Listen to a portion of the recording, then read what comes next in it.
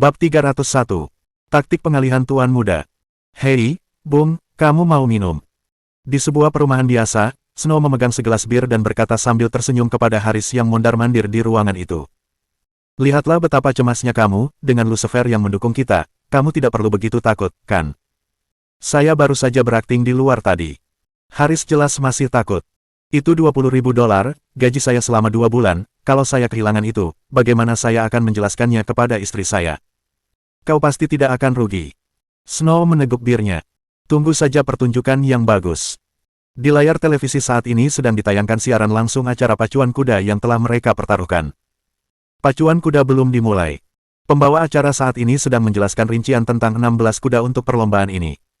Sekarang tepatnya, Silver Knight, yang sedang diperkenalkan. Dari informasi yang ditampilkan, dapat dilihat bahwa persentase kemenangan kuda ini telah mencapai 58%. Itu adalah kuda ras Inggris yang putih, tinggi dan besar. Pembawa acara menghabiskan lebih dari 1 menit untuk memperkenalkannya. Berikutnya, adalah Golden Rose. Persentase kemenangannya juga setinggi 35%. Ketika dia sampai pada Flying Snow dan Wolf God yang sering berada di peringkat ketiga dan keempat, pembawa acara memperkenalkan mereka hanya dengan 1 kalimat. Haris mengeluarkan sebatang rokok dan memasukkannya ke dalam mulutnya.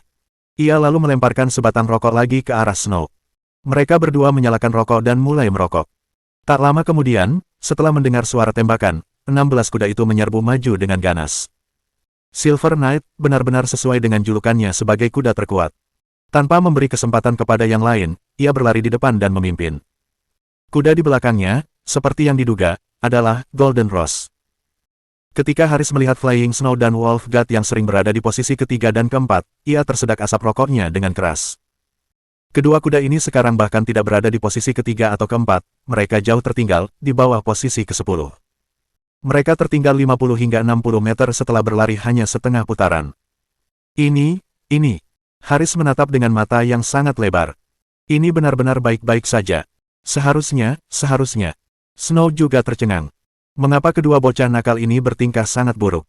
Di bagian akhir kompetisi, situasi mengalami perubahan besar.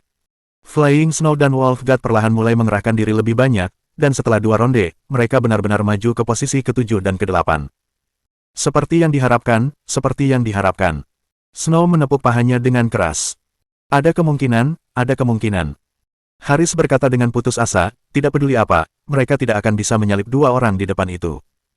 Saat dia berbicara, Flying Snow dan Wolf God menyusul yang lain lagi dan menjadi yang ke-6 dan ke-7. Namun, tak lama kemudian, mereka tertinggal lagi dan menjadi yang ke-7 dan ke-8. Pada beberapa ronde awal, performa kedua kuda ini masih belum terlalu buruk. Mereka tiba-tiba menyalip kuda lain, terkadang mereka juga disalip oleh kuda lain, dan ketika tersisa 3 ronde, kedua kuda ini sudah mencapai posisi ke-4 dan ke-5. Selama 2 ronde terakhir, Flying Snow dan Wolf God benar-benar mulai mengerahkan seluruh kekuatan mereka dan mulai mengejar yang lain sepanjang jalan, semakin dekat dan dekat ke kuda di tempat ketiga. Namun, semua orang di arena pacuan kuda masih tidak terlalu memperhatikan kedua kuda ini. Perhatian semua orang terfokus pada Silver Knight di tempat pertama dan Golden Rose di tempat kedua.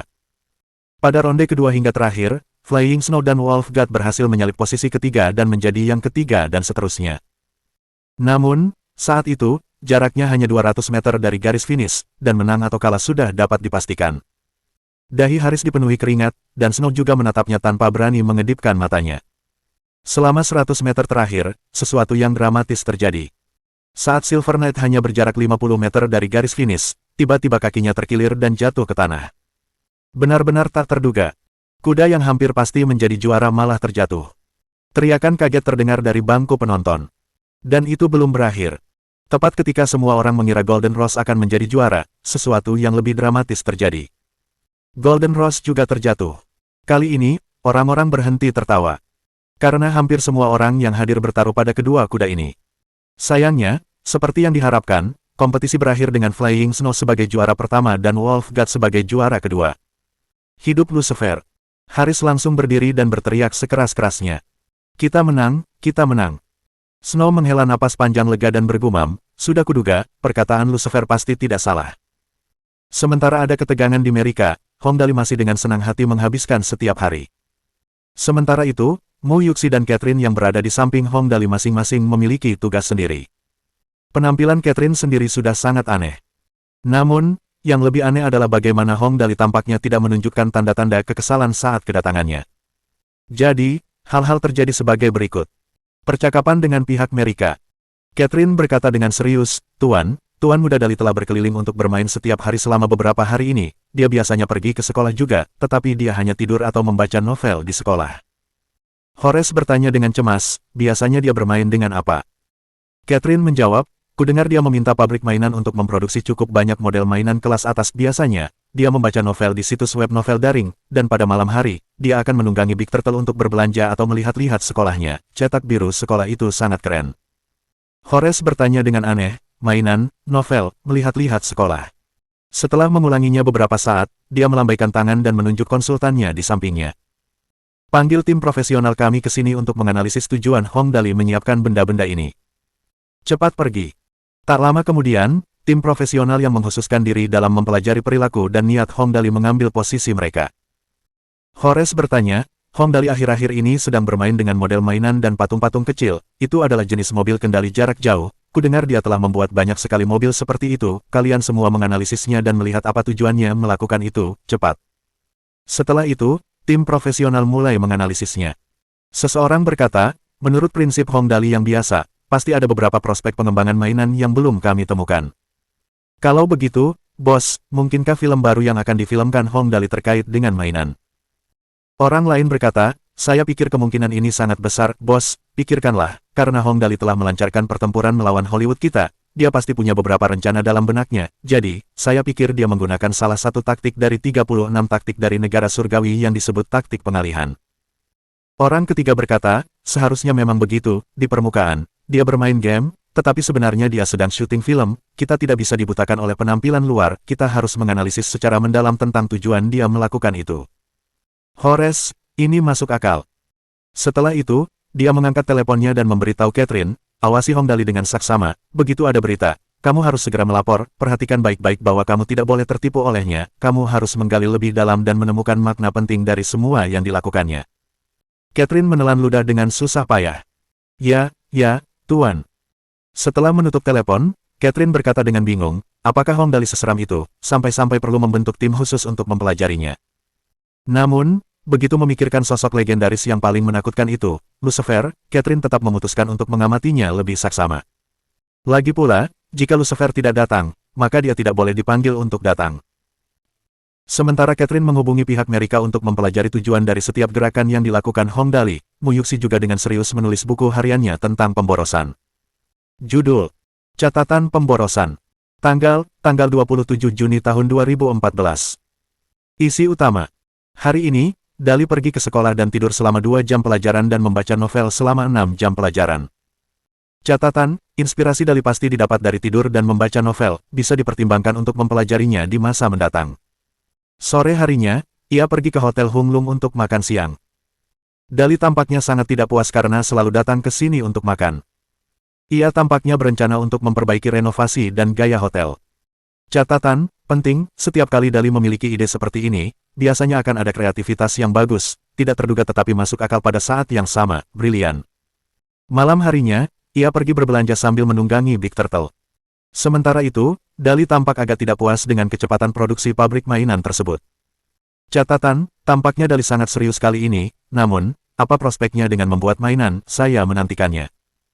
Ketika kami tiba di area sekolah, Li Yuanxi sudah merencanakan secara kasar posisi perumahan dan mulai mempersiapkan cetak biru perumahan.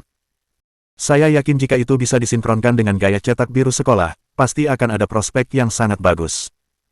Setidaknya, setelah saya melihat cetak biru sekolah itu, saya sangat menyukainya. Catatan, belum lagi tentang penerimaan siswa baru sekolah itu, tetapi hanya penampilan sekolahnya saja sudah cukup untuk menjadi objek wisata. Visi Tuan Muda Dali benar-benar hebat, jauh lebih baik daripada saya. Malam harinya, Dali pulang untuk tidur. Aku tidak bisa mengikutinya. Namun, setelah memikirkan bagaimana Tuan Muda Dali pasti akan punya ide yang lebih hebat setelah sampai di rumah, aku sangat menantikannya. Kesimpulan. Dengan Tuan Muda Dali, semuanya penuh dengan antisipasi bagi saya. Saya mengantisipasi hal-hal tak terduga apa yang akan dilakukannya. Selain itu, saya mendengar bahwa teknologi proyeksi holografik Nona Chuyin telah mencapai perkembangan terkini. Nona Tang Muxin sekarang pergi ke sana setiap hari untuk membantu. Hanya saja saya tidak yakin kejutan seperti apa yang akan terjadi saat itu. Mungkin akan menjadi kejutan yang cukup besar. Catatan, setelah teknologi proyeksi holografik selesai, pasti akan ada prospek yang sangat bagus yang menanti, sangat layak untuk dinantikan. Akhirnya, pada pagi hari berikutnya, pada hari Minggu, begitu Hong Dali tiba di gedung Chen Hui, ia langsung terhibur saat melihat lingkaran hitam di bawah mata Mu Yuxi dan Catherine. Saudari Yuxi, saudari Catherine, apakah kalian berdua tidak tidur tadi malam? Apa yang kalian lakukan? Catherine, tidak apa-apa, aku bermain game online sepanjang malam dan tidur cukup larut. Mu Yuxi, kemarin aku sedang mempelajari proposal itu dan tidak bisa tidur nyenyak. Meskipun begitulah yang mereka katakan, keduanya berpikir dalam hati, bukankah itu karena kami sedang mempelajari tujuan dari semua tindakan dan perilakumu? Jika itu terjadi lagi di masa depan, kami akan benar-benar lelah setengah mati. Di sisi Merika, Horace juga memiliki lingkaran hitam di bawah matanya. Ia berkata kepada tim profesionalnya, kami telah mempelajarinya semalaman, semuanya, pergilah dan istirahatlah lebih awal. Mendengar hal ini, tim profesional itu langsung merasa lega sambil mengusap mata mereka dengan putus asa. Baiklah, bos, kami akan kembali tidur dulu dan menunggu berita terbaru malam ini. Hong Dali berkata dengan santai, hari ini hari Minggu, ayo kita keluar dan bermain, aku sudah berpikir untuk melakukannya sambil tidur di kelas beberapa hari ini, ayo kita buat restoran bertema itu hari ini. Catherine dan Mu Yuxi langsung menjadi depresi. Dia bermain lagi. Bab 302. Ide emas. Namun, karena Hong Dali berkata bahwa dia ingin keluar dan bermain, mereka pasti harus mengikutinya. Mereka harus belajar dari pengalamannya dalam menyia-nyiakan. Sebelumnya dia pernah bilang kalau dia mau buka restoran bertema, tapi bagaimanapun cara pikirnya, mereka tetap tidak tahu bagaimana usaha ini bisa menghasilkan uang. Tuan Muda Dali, bisik Mu Yuxi. Anda memikirkan semua ini saat Anda sedang mengikuti kelas di siang hari. Hong Dali mengangguk dan berkata, ya, aku tidak mau repot-repot dengan hal-hal yang dikatakan guru, jadi aku belajar cara bermain, aku merasa restoran bertema yang akan aku bangun kali ini cukup menarik. Iya, aku sudah lama memikirkan untuk membangun restoran seperti itu. Lihat itu. Tidur di kelas adalah sumber inspirasi. Mu Yuxi diam-diam memutuskan bahwa di masa depan, dia akan lebih banyak tidur dan membaca lebih banyak novel di siang hari. Setelah mereka turun dan naik mobil, rombongan pun pergi menuju hotel di Westford Loop yang sebelumnya dibeli Hong Dali selain Hung Lung Hotel, yaitu Fu Hai Hotel. Hotel Fu Hai ini telah menikmati peningkatan ketenaran yang luar biasa berkat drama Dali, Who Listens as the Plum Flowers Fall to the Jade Floodstone, dan Fine Match Soup. Saat ini, bisnisnya cukup bagus, menghasilkan setidaknya lebih banyak uang daripada saat baru saja dibeli oleh Hong Dali. Hong Dali memimpin rombongan itu masuk. Seorang staf sudah lama melihat mereka dan langsung bersorak. Tuan Muda ada di sini. Seketika, semua orang berkumpul dan berdiri tertib dalam dua baris. Salam, Tuan Muda. Para pelanggan yang sedang makan di hotel mengeluarkan ponsel mereka dan dengan cepat mengambil gambar. Hong Dali memimpin jalan masuk, dan sambil berjalan dia berkata, kerja bagus, bersih, hadiahnya, 2.000 masing-masing. Menjadi sangat kaya memang membuatnya berbeda, tipnya saja 2.000 untuk setiap orang. Semua staf berseru, terima kasih, tuanku. Setelah hadiah dibagikan, manajer lobi membungkuk dan bertanya, Tuan Muda, apa yang ingin Anda makan hari ini? Ini adalah dewa keberuntungan. Tentu saja, dia harus melayaninya dengan baik. Jika dia melayaninya dengan baik, kebahagiaan pasti akan turun dari langit dan uang akan datang sekaligus. Pada akhirnya, tanpa diduga, Hong Dali menyentuh dagunya dan melihat sekeliling, lalu dia langsung berkata, lepaskan. Seketika, beberapa antek sudah bersiaga untuk mencopot papan nama itu. Manajer lobi hampir terjatuh ke tanah. Tuan Muda, ini tolong beritahu saya jika ada yang tidak saya lakukan dengan baik. Anda tidak dapat mencopotnya, renovasi ini sangat mahal. Oh, tidak apa-apa, kamu sudah melakukan pekerjaan yang cukup baik. Hong Dali menyeringai. Aku hanya berencana untuk mengubah gayanya, cukup membosankan untuk tetap seperti itu setiap hari. Anda dapat mengubahnya jika Anda mau, tetapi menjadi apa? Tepat saat itu, seseorang dengan berani bertanya, Tuan Muda Dali, Anda bilang ingin mengubah gaya, lalu, gaya seperti apa yang Anda rencanakan untuk diubah? Semua ide Anda sangat bagus, dapatkah Anda mengungkapkan sebagian kepada kami? Tentu. Hong Dali berseri-seri karena gembira. Ubahlah menjadi restoran bertema wuxia. Bagaimana menurutmu?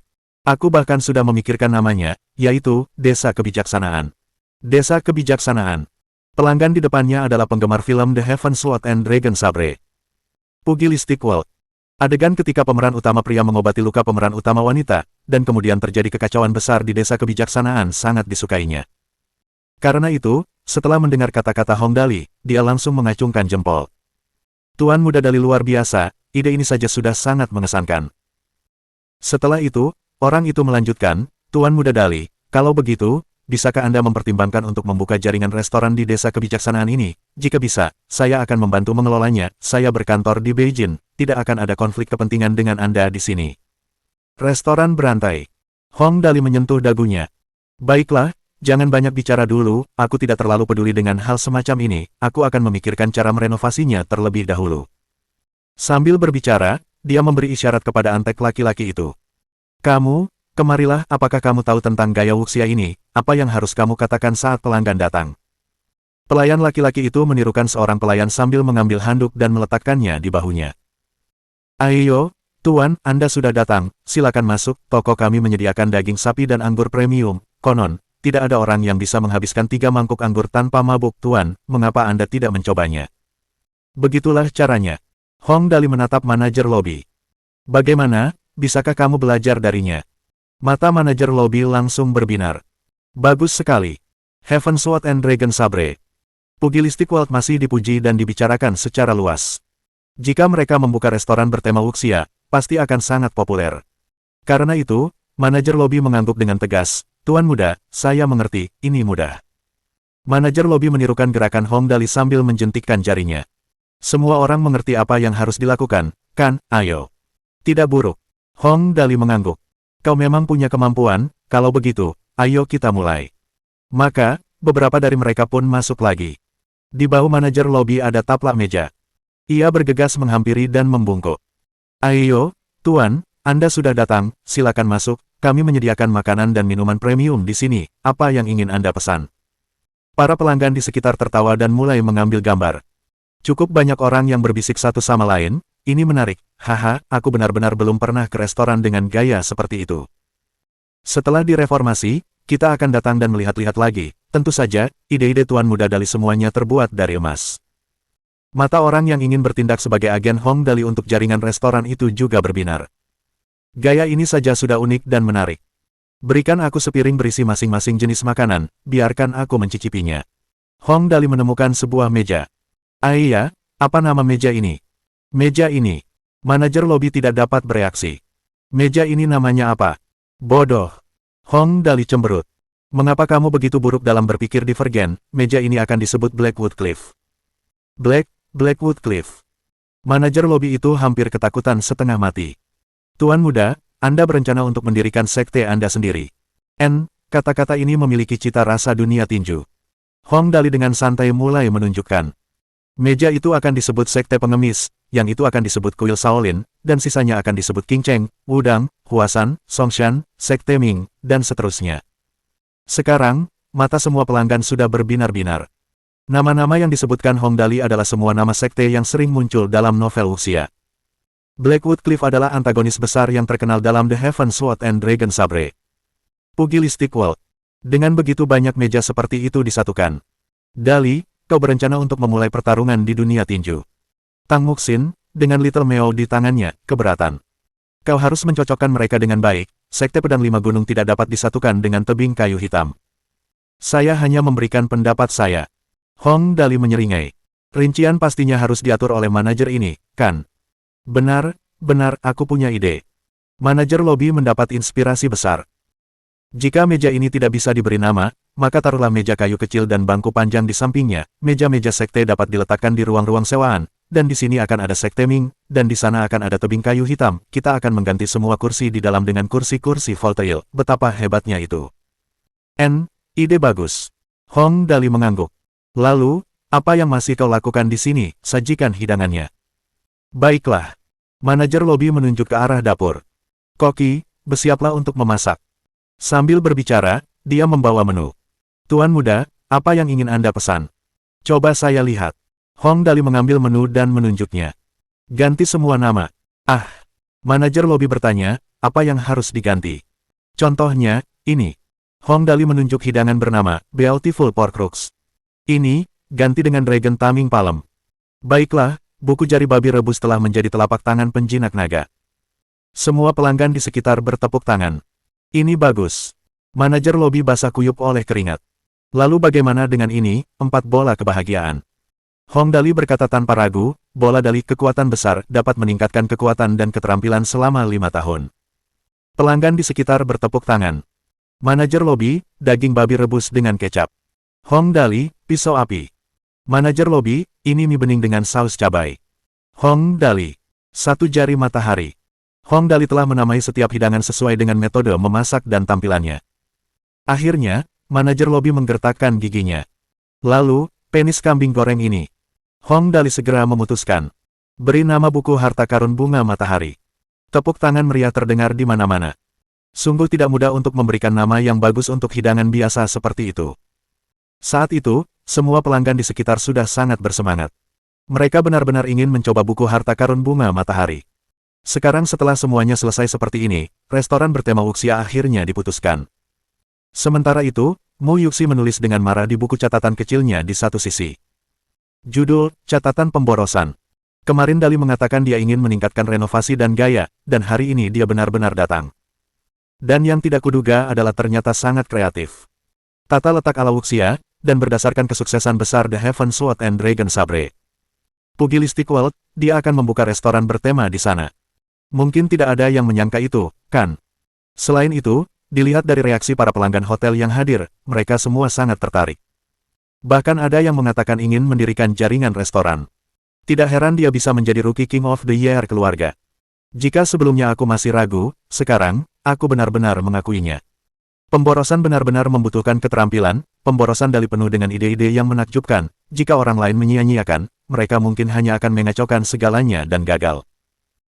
Sepertinya aku harus terus belajar di masa depan, ide-ide kreatif Tuan Muda Dali yang luar biasa. Seperti yang diharapkan, bukanlah sesuatu yang dapat dipikirkan oleh orang biasa sepertiku, hanya layanan bisnis restoran bertema wuxia ini saja akan dapat menghasilkan setidaknya ratusan juta biaya waralaba berdasarkan fondasi yang dibangun oleh film tersebut. Inilah inti dari pemborosan. Saat Mu Yuxi sedang menulis buku hariannya, Catherine sudah keluar untuk menelepon. Catherine, Tuan Muda Dali telah melakukan sesuatu yang baru lagi. Horace, begitu cepat. Aku baru saja berbaring, Nona. Catherine, masalahnya adalah kali ini, sepertinya Tuan Muda Dali melakukan sesuatu yang sangat besar dan itu juga sangat istimewa. Horace, oh, benda apa? Apa yang unik dari benda itu? Catherine, Tuan Muda Dali berencana untuk membuka restoran bertema wuxia. Saat ini, tampaknya idenya diterima dengan sangat baik, dan bahkan ada yang ingin bekerja sama dengannya dan memulai waralaba saat itu juga. Saya perkirakan biaya waralaba saja sudah cukup untuk menghasilkan pendapatan tahunan ratusan juta. Horace, sangat mengesankan, terus ikuti dia untuk saat ini, saya akan segera memanggil tim profesional untuk menganalisisnya. Tak lama kemudian, tim profesional yang mengkhususkan diri dalam mempelajari perilaku dan niat Hong Dali mengambil alih tempat mereka. Horace bertanya, Hong Dali telah membuka restoran bertema wuxia hari ini, analisis dan lihat apa tujuannya melakukannya, cepat. Setelah itu, tim profesional itu, dengan kantung mata yang masih tersisa di bawah mata mereka, mulai menganalisis. Seseorang berkata, jaringan restoran, apakah akan bentrok dengan jaringan restoran kami? MC Kondal dan kenduki kami punya banyak waralaba di Heavenly State. Orang lain berkata, saya rasa itu sangat mungkin, bos, pikirkanlah, karena Hong Dali ingin mendirikan jaringan restoran, ia harus menemukan lokasi terbaik dan layanan terbaik. Jika semua konsumen pergi ke waralaba restorannya untuk makan, maka waralaba MC Kondal dan kenduki kita pasti akan mengalami kemunduran. Orang ketiga berkata, sepertinya Hong Dali akan segera melancarkan serangannya terhadap waralaba kita. Taktik ini, menurut taktik militer negara surgawi, disebut berpura-pura bertindak di satu tempat dan melakukan gerakan nyata di tempat lain. Ini benar-benar hebat. Horace, masuk akal. Setelah itu, dia mengambil ponselnya dan memberitahu Catherine, terus awasi Hong Dali, begitu ada berita, kamu harus segera melapor, jangan pernah menyembunyikan informasi apapun. Catherine, ya, Tuan. Bab 303. Di dunia ini, hanya ada satu Tuan Muda. Hanya sebuah ide yang kebetulan saja bisa membuat seluruh dunia menjadi heboh. Dan tokoh utama dari seluruh masalah ini, Hong Dali, hanya mengungkapkan rasa puasnya terhadap makanan itu dan tidak lebih. Hal itu membuat Mu Yuxi dan Catherine menatap begitu lebar dengan penuh harap hingga bola mata mereka hampir keluar. Namun, Hong Dali sebenarnya hanya ingin meningkatkan suasana saat makan di hotel, dan harganya adalah Hotel Fu Hai ini menghabiskan 200.000 yuan lagi untuk melakukan renovasi dari ujung kepala sampai ujung kaki lagi. Setelah menghabiskan makanannya, Hong Dali menyeka mulutnya dengan puas dan memberikan 50.000 yuan lagi. Tepat saat dia bersiap untuk keluar dan melihat-lihat tempat lain, tiba-tiba, sekelompok orang datang dari luar. Orang yang memimpin adalah seorang pria muda dengan pakaian kasual. Yang lainnya mengenakan jas hitam dan dasi, dan sambil berjalan, mereka mengobrol. Saat Hong Dali mendengarkan beberapa kalimat secara acak, sepertinya bahasa Jepang. Penampilan yang sangat mencolok. Dia bertanya-tanya tuan muda mana yang datang ke sini untuk jalan-jalan. Terhadap teman-teman internasional ini, Hong Dali tidak benar-benar memiliki perasaan buruk terhadap mereka.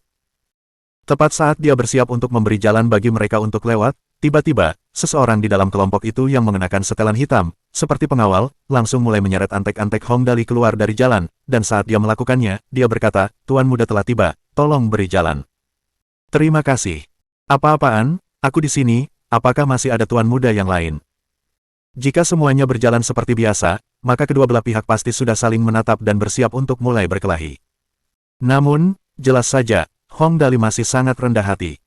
Dia tidak banyak bicara dan hanya berjalan ke samping untuk memberi jalan. Setelah sekelompok orang itu berlalu dan memasuki lift, dia dengan penasaran bertanya kepada manajer lobi, apa yang dilakukan sekelompok orang ini di sini. Mereka. Manajer lobi menyeka keringat dingin di dahinya dan berkata, mereka adalah staf perusahaan mobil Toyota, orang yang memimpin yang mereka panggil, Tuan Muda, tampaknya adalah Ko Go-hon, putra tunggal CEO Toyota Taro Go-hon, jadi bawahannya juga memanggilnya Tuan Muda. Hari ini saya mendengar bahwa mereka datang untuk pembicaraan bisnis, mengenai jenis bisnis apa yang mereka bicarakan, tidak mudah bagi saya untuk mengetahuinya, namun, itu seharusnya lebih atau kurang terkait dengan mobil. Oh, begitukah? Bagaimanapun, itu bukan urusannya. Karena itu, Hong Dali mengangkat bahu acuh tak acuh dan berkata, kalau begitu, itu tidak ada hubungannya denganku, mari kita kembali ke gedung Chen Hui dulu. Dali, tepat saat itu, Tang Muxin, yang berada di sampingnya, bertanya dengan suara rendah, kamu tidak berencana untuk memberi mereka pelajaran. Apa yang bisa diajarkan kepada mereka? Hong Dali bertanya dengan aneh. Mereka sedang melakukan negosiasi bisnis, dan mereka tidak menyinggung perasaanku, aku tidak boleh seperti anjing gila yang menggigit siapapun yang kulihat. Kan, ayo, bukankah kau bilang teknologi proyeksi holografik Chuyin hampir selesai, ayo kembali untuk melihatnya. Benar juga. Tang Muxin menyeringai.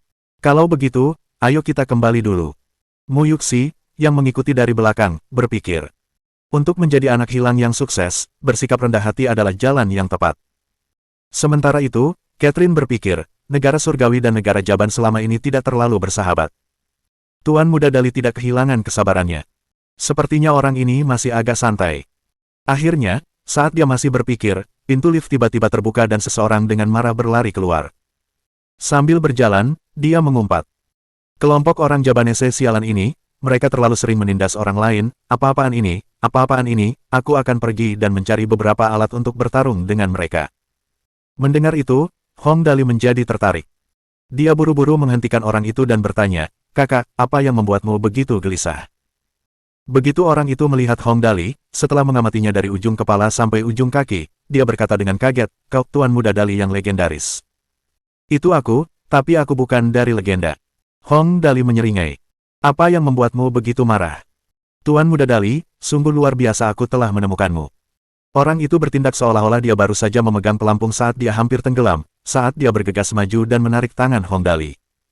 Tuan Muda Dali, tolong, selain kamu, aku benar-benar tidak dapat memikirkan orang lain yang dapat membantuku. Iya, apa yang serius? Hong Dali menatap manajer lobi.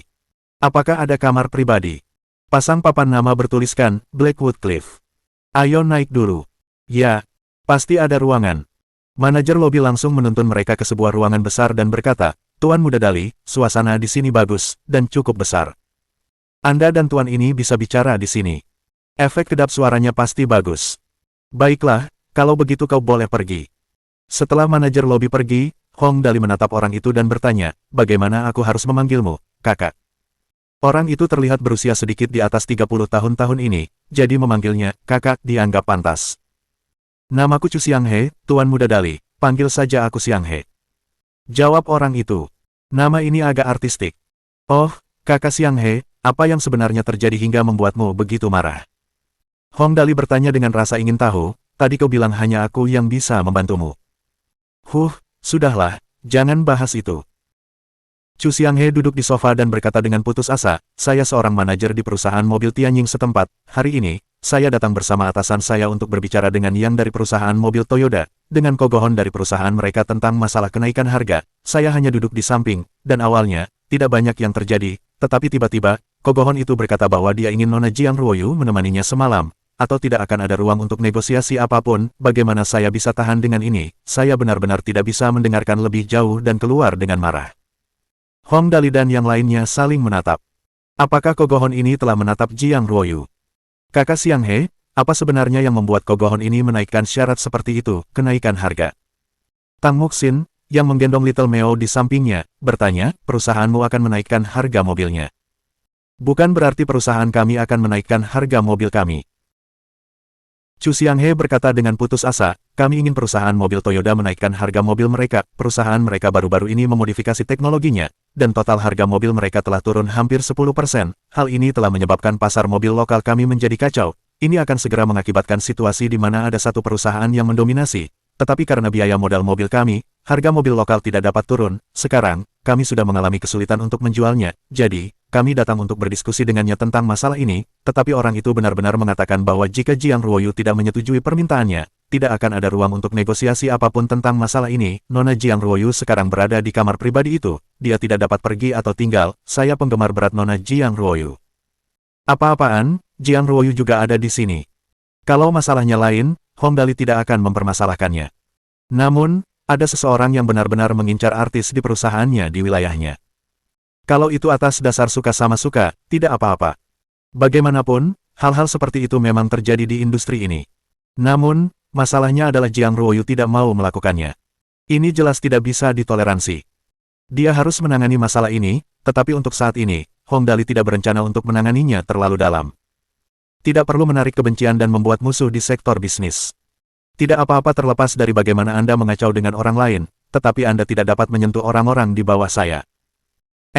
Aku memang harus melihat masalah ini. Aku tidak bisa membiarkan hal-hal seperti itu terjadi jika dia berani menyentuh orang-orang di sekitarku. Hong Dali menyentuh dagunya. Lalu, mengapa kamu baru saja mengatakan bahwa hanya aku yang bisa membantu? Tuan muda, Anda punya banyak ide dan beruntung. Chu Xianghe memohon. Bisakah Anda membantu kami memikirkan sebuah cara? Ini menyangkut ekonomi negara. Jangan menyanjungku. Hong Dali bergumam, aku belum memiliki kemampuan setinggi itu. Sambil berbicara, dia berdiri dan berkata, ayo, kita pergi dan lihat apa yang sedang dilakukan orang itu. Kamar yang mana itu? Lantai 2, ruang mawar emas. Chu Xianghe bergegas memimpin jalan. Tuan muda, saya akan segera membawa Anda ke sana. Mu Yuxi dan Catherine saling berpandangan. Untuk menjadi pemboros yang berkualitas, ia harus siap menghadapi berbagai tantangan setiap saat dan melindungi kepentingan dasar orang-orang di bawahnya. Ini harus diingat. Kelompok itu keluar dari ruangan dan turun ke bawah. Tak lama kemudian, mereka sampai di pintu masuk ruangan. Hong Dali mendengus dan melihat ke arah orang-orang di belakangnya. Nanti, tidak masalah jika kalian harus bertarung, kan? Tidak masalah. Kelompok antek itu membanggakan diri. Nona Chuyin telah memasangkan baju besi rangka luar pada kita semua, kita masing-masing pasti bisa menghadapi 1 atau 2 orang tanpa masalah. Baguslah. Hong Dali mengangkat kakinya dan menendang pintu hingga terbuka. Setelah itu, dia menyeringai dan berjalan masuk. Begitu dia memasuki ruangan, dia melihat Jiang Ruoyu tampak sedih saat dia duduk di sudut. Di sofa di seberangnya, di sisi timur duduk seorang pria parubaya berusia 45 tahun. Dia tersenyum malu, dan di seberangnya ada tuan muda itu, Kogohon. Kamu bisa mengobrol dulu. Hong Dali menatap Jiang Ruoyu. Kakak Ruoyu, ada makan malam nanti. Kamu mau pergi, aku akan mentraktirmu. Orang-orang di ruangan itu tidak pernah menyangka bahwa seseorang benar-benar akan menendang pintu hingga terbuka. Yang terpenting adalah bahwa setelah orang ini masuk, dia masih menggunakan nada santai, ada makan malam nanti, apakah kamu akan pergi? Maka, begitu Hong Dali muncul, semua orang di ruangan itu langsung tercengang. Jiang Ruoyu adalah orang pertama yang bereaksi. Dia buru-buru berlari dan berdiri di samping Hong Dali dan dengan gembira berkata, Tuan muda, Anda benar-benar datang. Jiang Ruoyu telah dipromosikan menjadi bintang oleh Hong Dali dalam semalam. Karena itu, dia mempercayainya hampir tanpa berpikir. Dia mungkin akan curiga jika itu orang lain, tetapi dengan Hong Dali, dia pasti tidak akan meragukannya sedikitpun. Tuan muda perusahaan Toyota, Kogohon, yang berada di seberang mereka, menghentikan kelompok bawahannya yang hendak menyerang mereka. Ia menatap Hong Dali dengan dingin dan berkata dengan suara berat, kau Hong Dali. Hong Dali tidak menyangka bahwa Kogohon ini benar-benar bisa berbicara bahasa Mandarin. Meskipun aksennya tidak alami, apapun yang ia katakan masih bisa dipahami. Ya. Hong Dali menyentuh hidungnya. Jiang Ruoyu adalah orangku, belum pernahkah kau mendengarnya? Tentu saja, aku tahu. Ko Gohon tertawa. Jika dia bukan milikmu, aku tidak akan tertarik. Awalnya, aku berencana untuk mencari Lin Yanwei, tetapi sayang sekali aku tidak bisa menghubunginya. Mengapa, kau datang ke sini hari ini untuk menantangku? Konglomerat Toyoda kita berada di peringkat ke-12 di dunia. Keluarga Hongmu hanya berada di peringkat ke-100 dan di bawahnya. Kau ingin menantangku? Ko Gohon mengulurkan ibu jarinya dan mengarahkannya ke bawah. Kau tidak memenuhi syarat. Apakah aku memenuhi syarat atau tidak, sepertinya bukan urusanmu untuk memutuskan. Hong Dali menyeringai dan menarik tangan Jiang Ruoyu. Kakak Ruoyu, apa yang ingin kamu makan nanti? Sikapnya yang mengabaikan Ko Gohon sama sekali membuat Ko Gohon sangat marah. Karena itu, ia menyatakan bahwa konsekuensinya sangat berat. Kau benar-benar berani mengabaikanku, Hong Dali, kau akan menyesali ini. Apa yang harus saya sesali? Hong Dali bertanya dengan nada bertanya. Saya tidak akan membeli mobil Anda. Kurang ajar, tapi kau datang di waktu yang tepat hari ini, ada sesuatu yang ingin kukatakan padamu, kata Ko Gohon dengan wajah dingin. Di dunia ini, hanya ada satu tuan muda, itu aku, Ko Gohon. Oh, kalau begitu aku juga punya sesuatu untuk diceritakan kepadamu. Hong Dali membuka tangannya dengan acuh tak acuh. Siapapun yang berpura-pura akan disambar petir. Bab 304. Bahkan aku merasa takut saat marah. Omong kosong yang membosankan. Mendengar perkataan Hong Dali, Ko Gohon mencibir dengan nada meremehkan. Kemudian, dia perlahan berdiri dari sofa. Dia sedikit lebih tinggi dari Hong Dali dan menatapnya dengan arogan. Apakah ini cara orang-orang di negara surgawi menangani berbagai hal? Kamu selalu berbicara tetapi tidak melakukan apapun, maksudmu kamu berpikir untuk mencari Tuhan untuk menghukumku. Sebenarnya, tindakannya agak dingin dan memiliki aura seorang tuan muda yang aristokrat. Namun, apapun yang terjadi, dia seharusnya tidak terus menantang Hong Dali pada saat ini. Karena itu, dia merasa tertekan. Sebelum Ko Gohon selesai berbicara, tiba-tiba, ada rasa sakit yang menusuk di kakinya. Siapapun yang berbicara dengan Hong Dali seperti itu pasti mencari kesialannya sendiri. Tang Muxin menggendong Little Meo dan melangkah maju untuk menginjak bagian belakang kaki Ko Gohon dan berkata dengan marah, apakah tulangmu terlalu kaku? Aku akan membantumu melonggarkannya. Wanita, jangan terlalu berlebihan. Ko Gohon menatap Tang Muxin dengan marah sambil berteriak. Jangan biarkan aku memukulmu. Sebenarnya, Hong Dali awalnya berencana untuk langsung meninggalkan ruangan seperti itu. Dia benar-benar tidak ingin repot dengan orang-orang yang datang untuk mencari masalah. Namun, sekarang setelah dia mendengar apa yang dikatakan Ko Gohon kepada Tang Muxin, dia langsung berubah pikiran. Dali menciptakan keajaiban. Hong Dali berbalik dan mengangkat tangannya, dan 9 antek di sampingnya juga mengangkat tangan mereka serempak. 10 orang mengangkat 10 tangan, dan begitu pengawal Ko Gohon melihat itu, mereka tertegun sejenak. Kemudian, mereka ingin melompat maju dan melancarkan serangan mereka terlebih dahulu. Sayangnya, mereka masih terlambat. Sebuah baju besi rangka luar muncul di masing-masing tangan Hong Dali dan 9 anteknya, dan di telapak baju besi rangka luar pada 10 orang itu terdapat sebuah prototipe yang langsung memancarkan sinar cahaya yang cemerlang. Meriam partikel mega, tembak. Ledakan. Hong Dali, bersama 9 anteknya, masing-masing melepaskan satu tembakan. Sebelum pengawal Ko Gohon sempat melompat maju, mereka semua tertembak balik. Meskipun senjata ini tidak mematikan, namun tetap saja sangat kuat, dan masing-masing pengawal itu memiliki lubang di pakaian mereka, dan luka bakar di tubuh mereka membuat mereka semua meringis kesakitan. Jangan membuatku marah.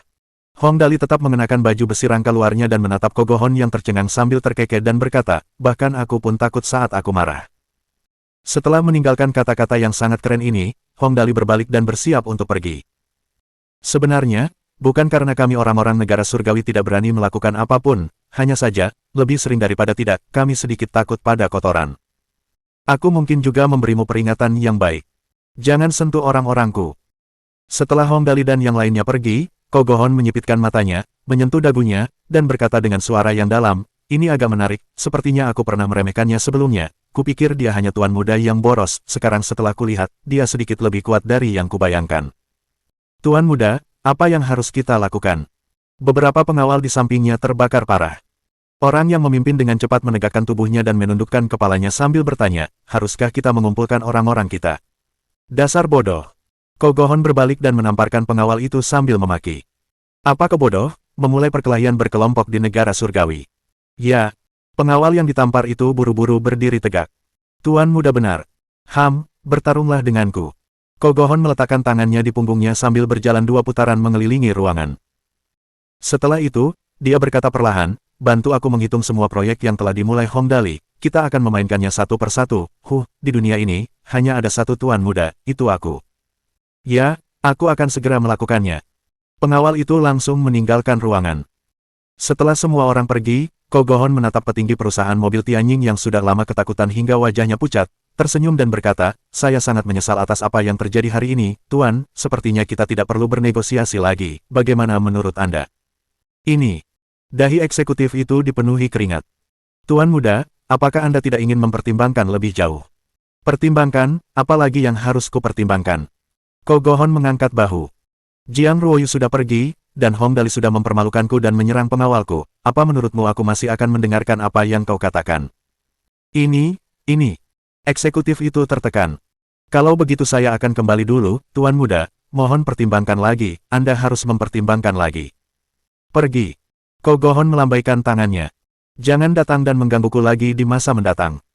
Hong Dali dan yang lainnya meninggalkan hotel dan naik mobil menuju gedung Chen Hui. Tak lama kemudian, mereka sampai di lantai 9 gedung, di ruang konferensi besar.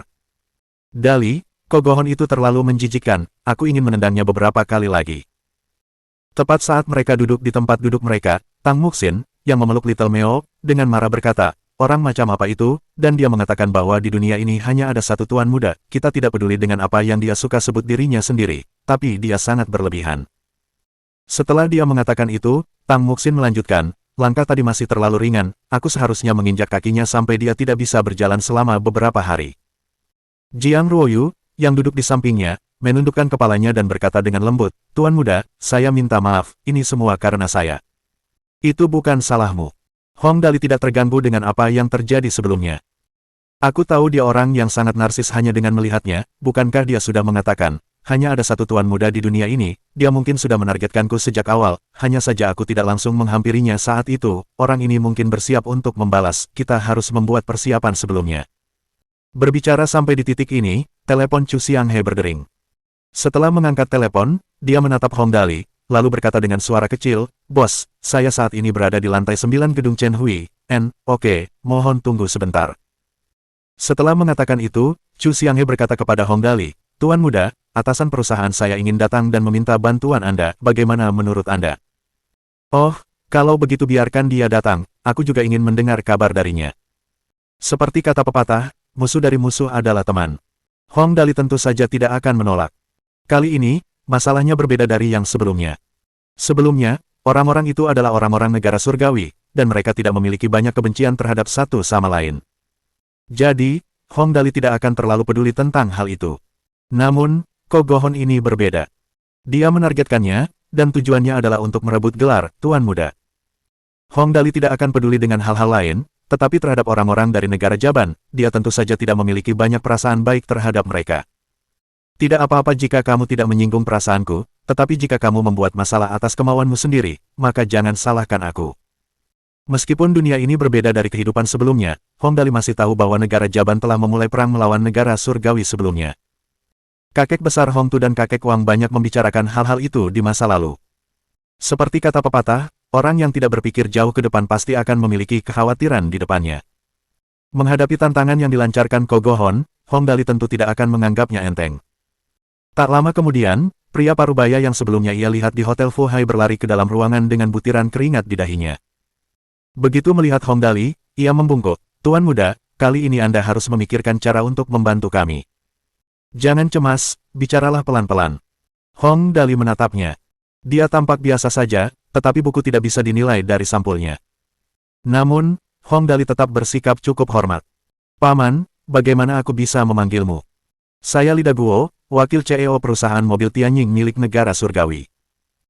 Lida Guo berkata perlahan, karena keterbatasan teknologi pada mobil produksi lokal kami, volume penjualan tidak berjalan dengan baik. Selain itu, dalam beberapa bulan terakhir, telah terjadi reformasi teknologi pada mobil Toyota, yang menyebabkan harga mobil mereka anjlok drastis. Sekarang, mobil sedan Tianjing kami menghadapi kesulitan dalam penjualan, ini sungguh mengkhawatirkan.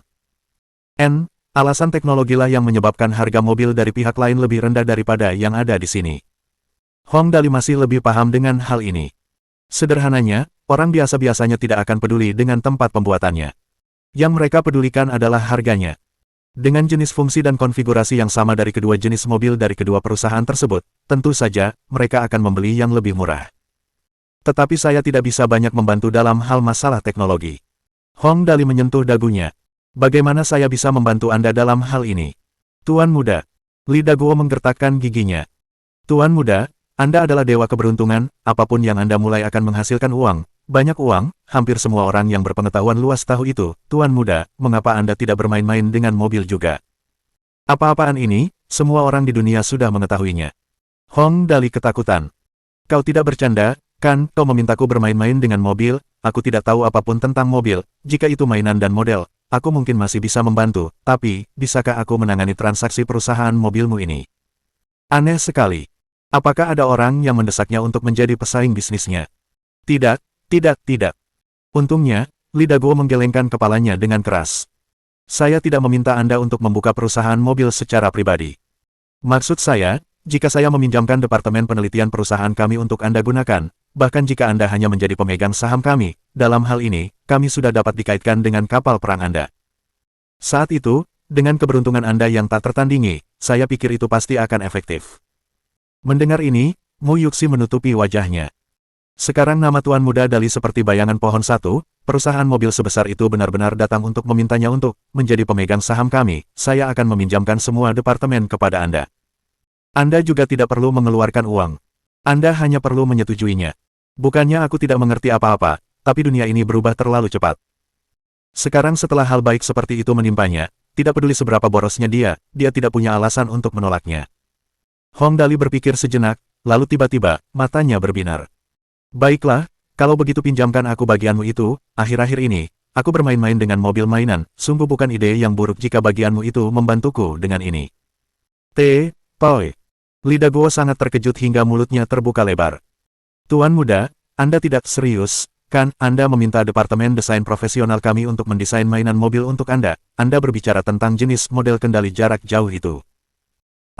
Model prototipe skala penuh, saya berencana membuat 100 set sekaligus. Hong Dali mengangguk dan berkata, kenapa, itu tidak bisa dilakukan? Bisa. Li Daguo mengerahkan seluruh kemampuannya. Sekarang dia tampak seperti seorang penjudi, mempertaruhkan segalanya pada keberuntungan Hong Dali yang tak tertandingi. Aku percaya pada keberuntungan dan ide-idemu, apapun yang terjadi, sekarang mobil-mobil itu tidak akan habis terjual, jadi tidak apa-apa untuk membantu membuat beberapa model dan patung untuk dimainkan. Kalau begitu sudah diputuskan.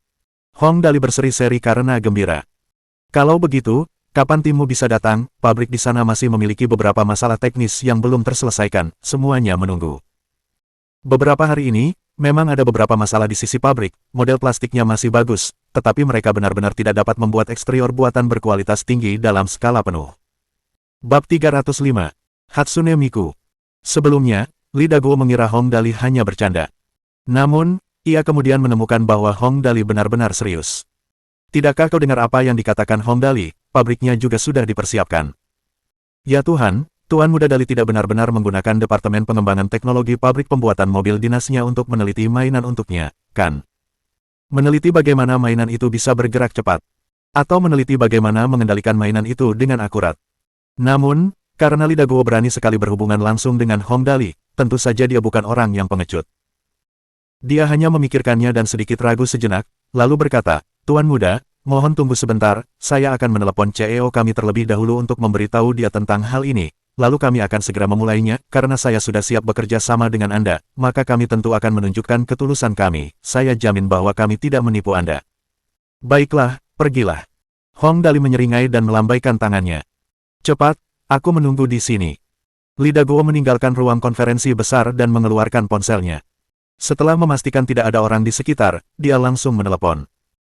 CEO Zhou, negosiasi dengan bajingan Kogohon itu telah gagal, namun, saya beruntung telah bertemu dengan Tuan Muda Dali, negosiasi berjalan baik dengan Tuan Muda Dali sekarang, saya telah membuat keputusan atas kemauan saya sendiri untuk menjadikan Tuan Muda Dali sebagai pemegang saham kami, dan pada saat yang sama, meminjamkan tim peneliti kami kepada Tuan Muda Dali untuk digunakan, apakah itu tidak apa-apa?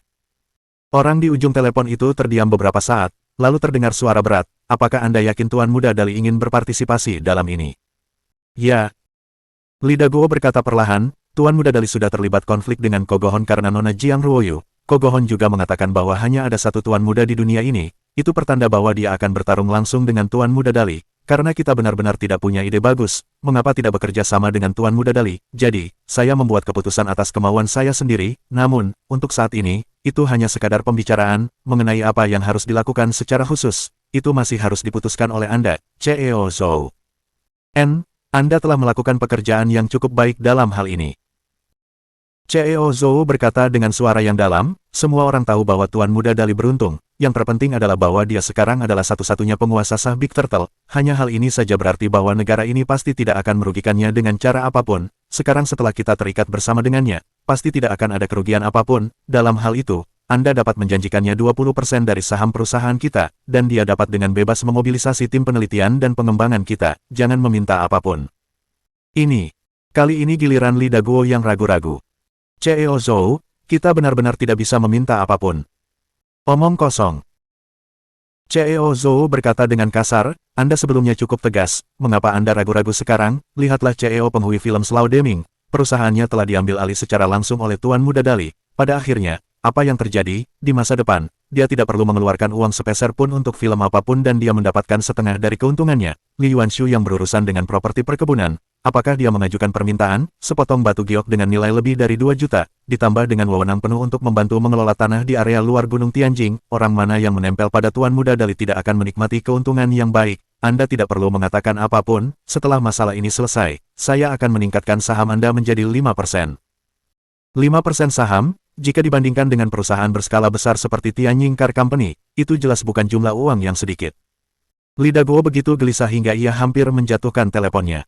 Saya mengerti, CEO Zhou, saya akan segera menyelesaikannya. Seperti yang diharapkan, CEO Zhou masih lebih cerdik. Orang mana yang bertahan dengan Tuan Muda Dali yang tidak menikmati keuntungan yang baik? Meskipun situasi perusahaan kita tidak terlalu positif saat ini, selama ada Tuan Muda Dali, apakah keadaan bisa menjadi lebih buruk? Setelah menutup telepon, Li Daguo menyeka keringat dingin di dahinya. Begitu memasuki ruangan, ia berkata kepada Hong Dali, Tuan Muda, saya sudah berbicara dengan CEO kami, ia bersedia memberi Anda 20% saham kami, dan Anda dapat dengan bebas memobilisasi tim penelitian dan pengembangan kami. Ya, kali ini, Hong Dali agak terkejut. Dia memberiku begitu banyak saham. CEO Zhou mau benar-benar murah hati. Hehe, CEO Zhou kami adalah seseorang yang dapat melakukan hal-hal besar. Li Daguo tersenyum malu dan buru-buru mulai menyanjungnya. Tuan Muda, Anda bahkan lebih mampu, CEO Zhou telah mengatakan bahwa selama Anda bersedia bergabung dengan kami, Anda dapat melakukan apapun yang Anda inginkan, dan kami akan memberikan dukungan penuh kami, dijamin bahwa tidak ada satupun dari ini yang bohong. Mendengar ini, Mu Yuxi menggelengkan kepalanya. Sekarang Tuan Muda Dali benar-benar telah membangun reputasinya. Belum lagi perusahaan mobil Tianjin, sulit untuk mengatakan berapa banyak perusahaan lain di luar sana yang berencana untuk menjalin hubungan dengan Tuan Muda. Hanya saja saat ini, mereka belum menemukan kesempatan untuk melakukannya, jadi mereka belum muncul. Sementara itu, Catherine mendengarkan sampai dia kehabisan kata-kata. Dia tahu bahwa Hong Dali beruntung, tetapi sekarang reputasi Hong Dali sudah sangat berpengaruh dalam lingkaran sosial kelas atas seperti ini, dan mereka berinisiatif untuk memberinya 20% saham, dan dia berkata bahwa tidak ada satupun kebohongan tentang itu, dan dia akan melaksanakan apa yang dia katakan sepenuhnya. Kekuatan macam apa itu? Itulah kekuatan pemborosan. Pemborosan demi kebangkitan negara surgawi, itu sungguh bukan lelucon. Bagus sekali. Hong Dali menyentuh dagunya. Kalau begitu, buatlah 100 mobil sedan kelas menengah dulu, lupakan saja, kamu bisa membuat lapisan eksterior mobil berkualitas tinggi di perusahaanmu, kan, desain interior mobil, kursi, GPS, dan lain-lain seharusnya tidak menjadi masalah, kan, meskipun teknologi mesinmu kurang dibandingkan yang lain, jangan bilang kamu tidak bisa membuatnya juga. Jika hal-hal ini tidak dapat dilakukan, maka perusahaan ini benar-benar tidak dapat diselamatkan. Semua ini jelas bukan masalah. Li Daguo buru-buru berkata, perusahaan kami dapat memproduksi lapisan eksterior asalkan ada cetak birunya, meskipun teknologi GPS dan lain-lainnya tidak terlalu maju, setidaknya sebanding dengan yang lain, faktanya, satu-satunya aspek yang kurang dari kami adalah mesinnya, dibandingkan dengan Toyota, dengan tingkat efisiensi yang sama, mesin kami menggunakan lebih banyak bensin daripada mesin mereka, yang lain tidak menjadi masalah. Oh, kalau begitu tidak apa-apa. Ia berpikir sejenak dan menyeringai. Pokoknya, aku tidak peduli tentang ini. Ia menyentuh dagunya dan berpikir sejenak, lalu berdiri dan berkata, kalau begitu, ayo kita ke lantai 4 dan melihat-lihat, aku sudah lama tidak pergi ke tempat Cuyin. Ngomong-ngomong, Sejak dia bertemu Lin Yingyi terakhir kali, sampai sekarang, Hong Dali masih belum tahu bagaimana harus menghadapi Lin Chuyin. Karena dia tidak tahu pola pikir seperti apa yang harus digunakan untuk menghadapinya. Begitu dia memikirkan Chuyin, yang muncul di benaknya adalah kalimat yang diucapkan Lin Yingyi, aku akan berurusan dengan pihak kantor polisi. Mengenai masalah bercinta dengan Lin Chuyin, haruskah aku melakukannya? Atau tidak? Oleh karena itu, sekarang Hong Dali benar-benar tidak berani turun ke bawah, pergi dan menemui gadis cantik adalah satu hal, tetapi permintaan ayahnya untuk memaksanya bercinta dengan gadis cantik itu adalah hal yang lain, terutama karena gadis cantik itu sangat luar biasa. Namun, betapapun enggannya dia tetap harus pergi. Karena itu, Hong Dali menjernihkan pikirannya dan memutuskan untuk pergi dan melihat-lihat. Rombongan itu langsung turun ke bawah dan segera sampai di tempat itu. Hong Dali menarik napas dalam-dalam, mendorong pintu hingga terbuka, dan melangkah masuk. Setelah masuk ke dalam, dia langsung menuju ke laboratorium Lin Chuyin. Orang lain tidak berani masuk begitu saja. Hong Dali menyapa lebih dulu. Chuyin, kamu di dalam, ini aku. Setelah itu, bulu kuduk lidah Guo berdiri tegak saat melihat kamera perlahan terbang keluar dari ruangan. Setelah itu, terdengar suara seorang gadis remaja. Masuklah, sistem proteksi telah dimatikan. Masih ada sistem perlindungan. Catherine yang mendengar itu menatap dengan bingung. Kaca. Pintu laboratorium perlahan terbuka. Hong Dali memimpin dan berjalan masuk. Ini adalah pertama kalinya Li Daguo dan Catherine datang ke sini. Jadi, mereka dengan hati-hati berjingkat-jingkat saat mengikuti yang lain masuk. Beberapa hari ini, Tang Muxin datang ke sini setiap hari dan telah membangun hubungan yang cukup baik dengan Lin Chuyin. Saat memasuki laboratorium, dia adalah orang pertama yang berlari maju dan memeluk lengan Lin Chuyin sambil tersenyum dan berkata, Kakak Chuyin, sistem proyeksi holografik seharusnya segera selesai, kan? Setelah mendengar kata-kata Tang Muxin, semua orang mendengarkan dengan penuh perhatian. Sistem proyeksi holografik. Itu Hatsune Miku. Aku penasaran apakah sudah selesai. Kurang lebih sudah selesai. Lin Chuyin berkata dengan hambar, hanya menangis dan tersenyum yang tersisa. Aku tidak memiliki kedua emosi ini, jadi aku tidak bisa melakukannya. Dali, berbicara sampai titik ini, Lin Chuyin menoleh ke arah Hong Dali. Bisakah kau membantuku?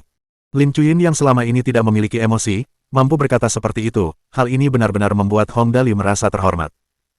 Setelah itu, hanya dalam rentang waktu yang singkat, dia telah membuang semua kata-kata yang diucapkan Lin Yingyi ke dalam pikirannya. Apa ini dan itu? Lin Chuyin kita adalah Lin Chuyin. Omong kosong untuk mengatakan sebanyak itu. Membuatnya tersenyum terlebih dahulu adalah cara yang tepat. Sedangkan untuk yang lain, biarkan saja berkembang secara alami. Bagaimanapun juga, dia pasti tidak bisa memaksanya tidur dengannya. Tidak masalah. Hong Dali melangkah maju. Apapun yang ingin kau bantu, silakan katakan saja. Aku tidak tahu bagaimana cara melakukan gerakan tersenyum ini. Lin Chuyin mengeluarkan perangkat proyeksi holografik dari antara semua suku cadang dan peralatan yang berserakan di lantai, menaruhnya di atas meja dan menyalakannya. Tak lama kemudian, lampu di sekeliling meredup, dan seorang gadis remaja dengan 2 ekor kuda biru langit muncul di depan mata semua orang. Gadis itu menatap Hong Dali dan yang lainnya dan membungkuk sedikit. Setelah itu, terdengar suara yang jelas dan dingin, halo semuanya, ini pertama kalinya kita bertemu, aku Hatsune Miku, tolong jaga aku. Gadis itu memiliki suara yang sangat bagus, sangat tajam dan jelas, dan terdengar menenangkan di telinga. Jenis suaranya sangat mirip dengan Lin Chuyin. Kalau tidak, mengapa orang-orang mengatakan bahwa negara ini sangat kuat? Tim yang dibawa oleh Paman Chief memang hebat, itu adalah Hatsune Miku. Hatsune Miku akhirnya muncul Hong Dali begitu gelisah hingga air matanya mengalir deras. Sejak Hatsune Miku muncul, apakah senyum Chuyin akan hilang? Itu pasti tidak akan jauh Ini adalah pertama kalinya Mu Yuxi dan Li Daguo melihat ini. Mereka menatap dengan bingung karena mereka tidak pernah menyangka bahwa teknologi bisa maju ke tahap seperti itu. Proyeksi holografik yang begitu sempurna. Ini sudah tidak ada bedanya dengan orang sungguhan. Mu Yuxi telah melihat pesta game online sebelumnya. Saat itu, proyeksi holografik hanya dapat memproyeksikan model karakter anime sederhana dalam game. Namun, proyeksi holografik di depan matanya ini telah dibuat hingga menjadi sangat nyata. Lihat persendian itu, lihat fitur wajah itu, lihat rambut itu. Catherine menutup mulutnya rapat-rapat. Pihak Hollywood masih mengatakan bahwa mereka ingin bertarung dengan Hong Dali. Namun sekarang, jika mereka tahu bahwa pihak Hong Dali telah memperoleh teknologi yang begitu canggih, apa yang bisa digunakan Hollywood untuk melawannya? Dali. Mengenai teknologi jenis ini yang mulai dikenal, Lin Chuyin tidak merasa bangga terhadapnya. Bahkan, dia tidak menunjukkan ekspresi apapun. Katakan padaku, tersenyumlah, bagaimana aku harus melakukannya, aku tidak yakin dengan gerakan spesifiknya. Mendengar kata-kata Lin Chuyin, semua orang terdiam. Hong Dali pun terdiam. Namun, ia segera pulih dari keadaan itu, menyeringai dan berkata, baiklah, hari ini, kita akan berusaha melakukan aksi tersenyum ini. Bab 306. Senyum Chuyin, bagian 1. Tersenyum merupakan tanda kedamaian pikiran dan ungkapan kebaikan. Bagi orang awam, tersenyum merupakan hal yang lumrah.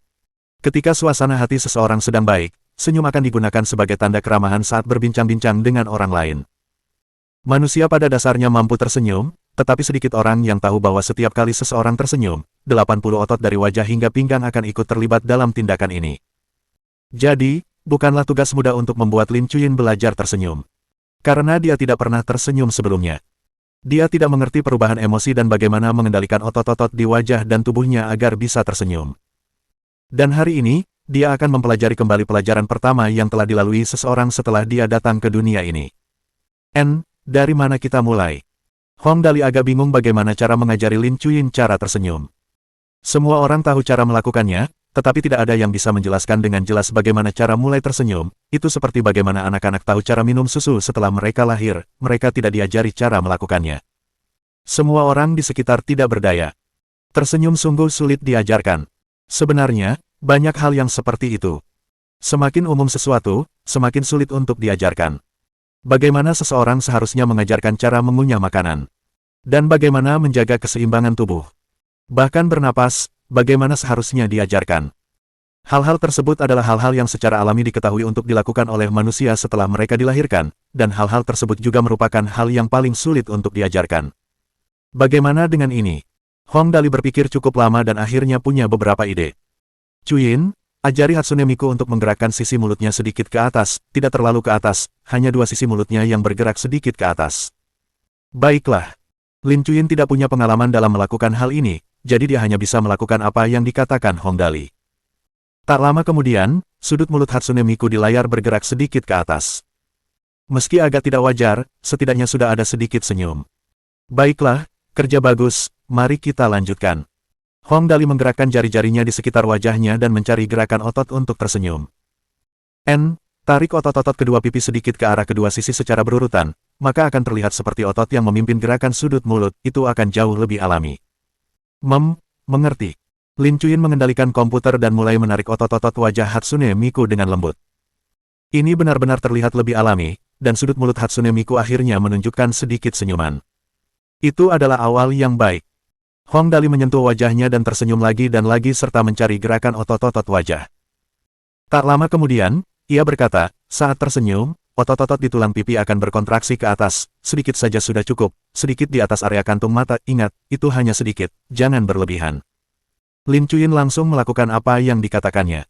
Bagian bawah wajah Hatsune Miku kali ini sudah sedikit tersenyum. Senyumnya tidak terlalu kentara, tetapi secara keseluruhan, perasaan dingin dan sedingin es seperti robot sudah hilang sepenuhnya. Ini adalah awal yang baik.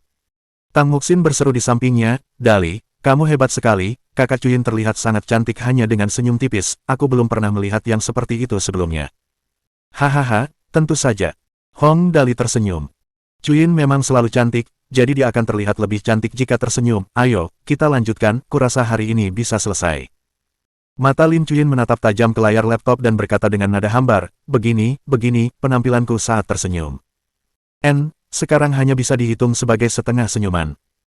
Hong Dali berkata, ini hanya bagian bawah, senyum di sudut mulut, selanjutnya, kita akan lakukan bagian atas, mari kita lanjutkan, Chuyin, saat kamu tersenyum, otot-otot tulang pipi akan meremas mata, dengan demikian, mata akan sedikit lebih kecil dari ukuran aslinya, pada saat yang sama, sudut mata akan sedikit tertutup, cobalah. Sekarang setelah hasilnya keluar, Lin Chuyin langsung melakukan apa yang dia katakan. Tak lama kemudian, mata Hatsune Miku di layar sedikit menyipit. Lin Chuyin mengikuti instruksi Hong Dali dan membuat otot-otot sudut mata sedikit berkontraksi. Sekarang, sepasang mata yang awalnya cerah dan jernih menjadi sedikit lebih tipis dan lebih panjang dan dikombinasikan dengan sudut mulut yang tertutup, sudah ada ide dasar untuk tersenyum. Bagus, ya, seharusnya begitu. Hong Dali menyemangati Lin Chuyin dengan keras. Jangan berhenti, teruskan koordinasikan otot-otot wajah lebih jauh, benar, julingkan mata, sedikit miringkan kepala, bagus. Tak lama kemudian, Hatsune Miku akhirnya tersenyum. Senyumnya sangat murni, bebas dari segala kotoran. Hatsune Miku saat ini bagaikan bidadari yang turun dari langit, begitu sucinya hingga seseorang tidak akan mampu menahan diri untuk tidak memeluknya. Itu adalah pelukan yang murni, tanpa sedikit pun tanda-tanda kenajisan. Ayo, Chuyin, sampaikan salamku kepada semua orang. Hong Dali terus menyemangati Lin Chuyin. Saat menyapa kami, kamu harus tersenyum, berikan saja, hehe, saat kamu tersenyum, ini seharusnya lebih mudah. He. Lin Chuyin dengan malas mencoba meniru suara Hong Dali, lalu memasukkan kalimat itu ke komputer. Tak lama kemudian, pada video proyeksi holografik, Hatsune Miku mengangkat tangannya ke arah semua orang yang hadir dan membungkuk dengan anggun. Setelah itu, dia berkata, "Halo, semuanya, saya Hatsune Miku, saya datang dari masa depan, ini pertama kalinya kita bertemu, jadi tolong jaga saya." Setelah dia mengatakan hal itu, Hatsune Miku dalam video itu memiringkan kepalanya sedikit, kedua matanya sedikit menyipit, sambil tersenyum dan berkata, "Hehe." Yayai. Semua orang mulai bersorak. Hatsune Miku, proyeksi holografik Lin Chuyin, akhirnya berhasil tersenyum. Meskipun masih sangat tidak wajar dan gerakannya masih, meskipun ini hanya tahap awal dari sebuah senyuman, setidaknya, dia bisa tersenyum. Dia tidak lagi memiliki ekspresi seperti robot yang dingin dan sedingin es. "Chuyin, kerja bagus." Hong Dali memeluk Lin Chuyin dan berseru, "Kamu bisa tersenyum, haha, kamu bisa tersenyum, hahaha, mulai sekarang, kamu bisa tersenyum." "Aku, bisa, tersenyum." Lin Chuyin menatap tajam ke arah ekspresi Hatsune Miku yang tersenyum pada proyeksi holografik dan bergumam, aku bisa tersenyum." "Ya." Tang Muxin tersenyum sambil meneteskan air mata saat dia berkata dengan gembira, "Kakak Chuyin, kamu bisa tersenyum, kamu tampak hebat saat tersenyum. Cepat lihat, bukankah Hatsune Miku sedang tersenyum sekarang, Kakak Chuyin, di masa depan, kamu pasti juga bisa tersenyum." Mu Yuxi menatap Lin Chuyin dengan ekspresi terkejut. Sebagai seorang wanita, dia juga senang untuk Lin Chuyin. Betapapun tingginya kecerdasannya, tetap saja, siapakah yang bisa tahu betapa nikmatnya bisa tertawa lepas dan lepas. Catherine mengeluarkan ponselnya dan mengambil gambar Hatsune Miku. Dalam gambar tersebut, senyum Hatsune Miku terlihat tulus dan murni tanpa noda. Hanya penampilannya yang cantik saja sudah cukup untuk membuat orang tidak dapat membayangkan niat untuk menyakitinya. Mungkin aku tidak seharusnya melaporkan hal ini. Mereka berdua adalah wanita, jadi Catherine bisa mengerti betul tentang kegembiraan semua orang sekarang. Dia benar-benar tidak tega merusak momen ini. Lupakan saja, bahkan jika bosku memarahiku, aku tidak akan melaporkannya juga. Chuyin yang malang, dari apa yang mereka katakan, itu mungkin berarti dia tidak pernah tersenyum sepanjang hidupnya. Ling Xiaoyi tersenyum sambil menyeka air matanya. Tuan muda tampak riang dan tidak peduli tentang apapun, tetapi dia selalu menyimpan masalah di dalam hatinya. Meski itu hanya senyuman virtual, mereka telah mengambil langkah maju dalam membuat Chuyin tersenyum, bukan? Chuyin. Hong Dali memeluk Lin Chuyin dan dengan gembira melompat dan berseru, "Hatsune Miku sudah tahu cara tersenyum, tidakkah kau ingin belajar melakukannya juga? Kecerdasanmu sangat tinggi, aku jamin kau pasti bisa melakukannya begitu kau mempelajarinya." "Bisakah aku, benar-benar melakukannya?" Lin Chuyin yang tanpa emosi sebenarnya tampak skeptis untuk pertama kalinya. "Bisakah aku benar-benar tersenyum?" "Kamu bisa, kamu pasti bisa." Hong Dali mengerahkan seluruh tenaganya untuk mendukungnya. "Bahkan Hatsune Miku bisa melakukannya, kenapa kamu tidak? Lakukan saja sesuai langkah-langkah tadi, jangan takut, cobalah sedikit demi sedikit." Dia mengedipkan mata pada semua orang di sekitarnya. "Semuanya, diam saja, biarkan Chuyin mencobanya, jangan berisik." Seluruh laboratorium langsung menjadi sunyi. Kalau begitu aku akan mencoba." Lin Chuyin masih agak ragu. Namun, bagaimanapun juga, dia bukanlah orang yang mudah mengambil keputusan.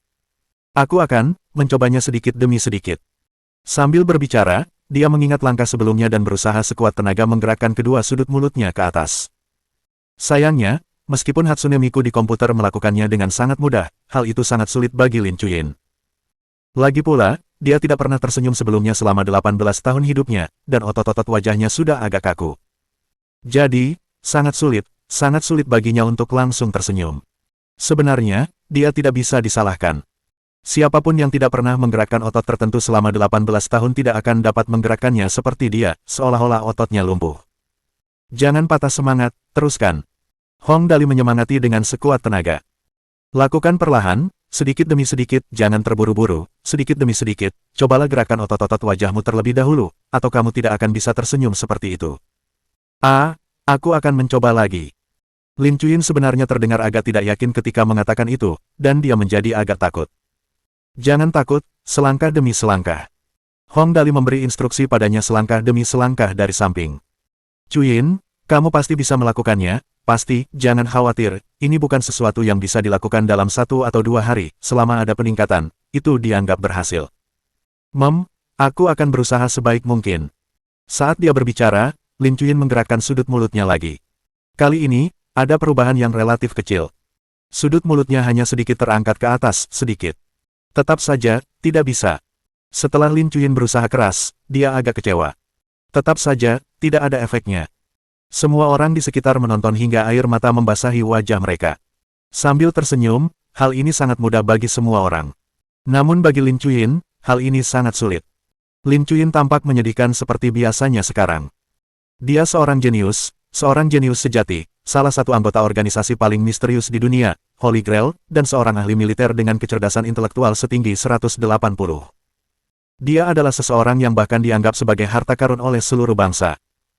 Namun, itu hanya karena dia tidak bisa melakukan tindakan biasa seperti tersenyum. Bab 307. Senyum Cuyin, bagian 2. Aku. Lin Cuyin menggelengkan kepalanya dan terdiam beberapa saat. Kemudian, dia berkata dengan lembut, sebaiknya aku pergi melihat pakaian suci mekanik yang telah kubuat. Saat ini, hanya ada beberapa masalah teknis lagi, semuanya akan baik-baik saja setelah menyelesaikannya. Tetapi pada titik ini, akankah Hong Dali menyerah pada usahanya sebelumnya? Jawabannya sangat sederhana. Tidak mungkin. Jika mereka benar-benar menyerah hari ini, maka di masa depan, Lin Cuyin tidak akan pernah mempunyai kesempatan untuk tersenyum. Seringkali, ketika orang sudah bekerja keras hingga ada secercah harapan, lalu menyerah pada akhirnya, mereka tidak akan mempunyai keberanian untuk mencoba sedikit pun selama sisa hidup mereka. Karena itu, Hong Dali menarik Lin Cuyin dan berkata dengan lembut, Cuyin, sebaiknya kita tidak membuat barang-barang ini dulu. Oke, bagaimana kalau kita jalan-jalan saja? Kamu mungkin belum pernah pergi berbelanja sebelumnya, kan? Ayo kita jalan-jalan di luar. Lin Cuyin tertegun sejenak, lalu setelah menghitung waktunya, dia mengangguk dan berkata, baiklah, kalau begitu, paling lama, hanya butuh waktu 30 menit. 30 menit kalau begitu. Baiklah, kalau begitu, ayo kita jalan-jalan sekarang juga. Hong Dali menggenggam tangan Lin Cuyin, dan mereka berdua perlahan keluar dari pintu utama laboratorium. Ling Xiaoyi dan yang lainnya ingin mengikuti, tetapi mereka dihentikan oleh Tang Muxin. Alasannya sangat sederhana. Biarkan mereka berdua pergi, pada saat-saat seperti ini, mungkin hanya Dali yang bisa membuat keajaiban terjadi. Jalanan Westford Loop dipenuhi orang dan mobil. Matahari sore bersinar sangat terang dan hangat, menghangatkan tubuh. Hong Dali memegang tangan Lin Cuyin dan berjalan di jalan. Sosok ramping Cuyin tampak seperti orang buangan di lingkungan sekitar. Setelah mereka berdua berjalan beberapa saat lagi, Lin Cuyin tiba-tiba berhenti perlahan, mengangkat kepalanya untuk melihat langit biru yang cerah, sambil berkata dengan lembut, Dali, aku ingin kembali. Mendengar perkataan Lin Cuyin, hati Hong Dali bergetar. Ia tak kuasa menahan diri untuk tidak menggunakan tangan kirinya dan mencengkeram dadanya dengan kuat. Hatinya sakit sekali, sangat sakit. Hatinya hancur. Tiba-tiba, sebuah adegan mengharukan terlintas di benak Hong Dali. Dia teringat saat pertama kali bertemu Lin Cuyin. Saat itu, dia tidak punya perasaan apapun dan hanya memperlakukan Lin Cuyin sebagai teman bermain yang sangat baik dan gadis muda yang sangat menarik. Kemudian, setelah beberapa interaksi lagi, dia menyadari bahwa sebenarnya Lin Cuyin sangat malang. Dia dapat dikatakan memiliki segalanya, tetapi dapat juga dikatakan dia tidak memiliki apapun. Tidak ada cinta keluarga, tidak ada cinta romantis. Sekarang, mungkin bisa dikatakan bahwa dia paling-paling hanya memiliki sedikit persahabatan. Tiba-tiba, Hong Dali samar-samar teringat sebuah kalimat. Ketika seseorang tidak memiliki tujuan dan tidak memiliki perasaan, maka bisa dikatakan dia sudah mati. Lin Cuyin yang sekarang seperti itu, mayat hidup. Dia tidak punya tujuan hidup, atau tujuan untuk diusahakan. Dia tidak tahu apa yang ingin dia lakukan dan hanya hidup seperti robot. Tidak ada kekhawatiran, tidak ada masalah, dan akibatnya, dia juga tidak bahagia. Air mata mengalir tanpa suara di wajahnya. Bodoh.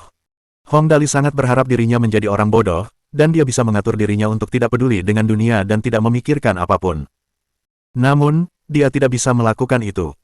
Dia adalah seseorang yang sangat peduli dengan teman-temannya di sekitarnya. Dia tidak pernah percaya bahwa kata teman hanyalah sesuatu yang biasa dia bicarakan. Oleh karena itu, ketika melihat keadaan Lin Cuyin, hati Hong Dali terasa sangat sakit seperti ditusuk-tusuk jarum. Hong Dali tahu bahwa jika dia melepaskan Lin Cuyin sekarang, maka hatinya akan tertutup sepenuhnya, dan tidak ada yang bisa berbuat apa-apa lagi. Kalau begitu, mungkin itu akan seperti yang dikatakan ayahnya, Lin Yingyi. Saat itu, semuanya akan terlambat. Tidak, kau tidak bisa kembali. Hong Dali memegang erat tangan Lin Chuyin dan berkata dengan tegas, setidaknya, selama 30 menit berjalan kaki ini, kau harus mendengarkanku, jika aku tidak memintamu pergi, maka kau tidak bisa pergi. Kalau begitu, baiklah, Lin Chuyin berpikir sejenak dan akhirnya setuju. Lalu, apa yang akan kita lakukan nanti? Hong Dali merasa pertanyaan ini sangat sulit dijawab. Kenapa kita tidak pergi ke taman hiburan? Ada banyak hal menyenangkan untuk dimainkan di sana, dan kamu bisa melakukan perawatan wajah dan kulit. Tunggu sebentar. Berbicara sampai di sini, mata Hong Dali tiba-tiba berbinar, dan dia menarik Lin Chuyin dan mulai berlari. Cepat, ikut aku punya ide bagus. Hong Dali akhirnya memikirkan ide bagus. Otot wajah Lin Chuyin sudah kaku dan tidak banyak berubah selama 18 tahun. Jadi, wajar saja dia tidak bisa tersenyum. Idenya sangat sederhana. Bantu Lin Chuyin memijat otot-otot wajahnya dengan baik. Pada awalnya, mungkin tidak akan banyak efeknya, tetapi dalam jangka panjang, itu pasti akan efektif. Dali, apakah ini akan berhasil?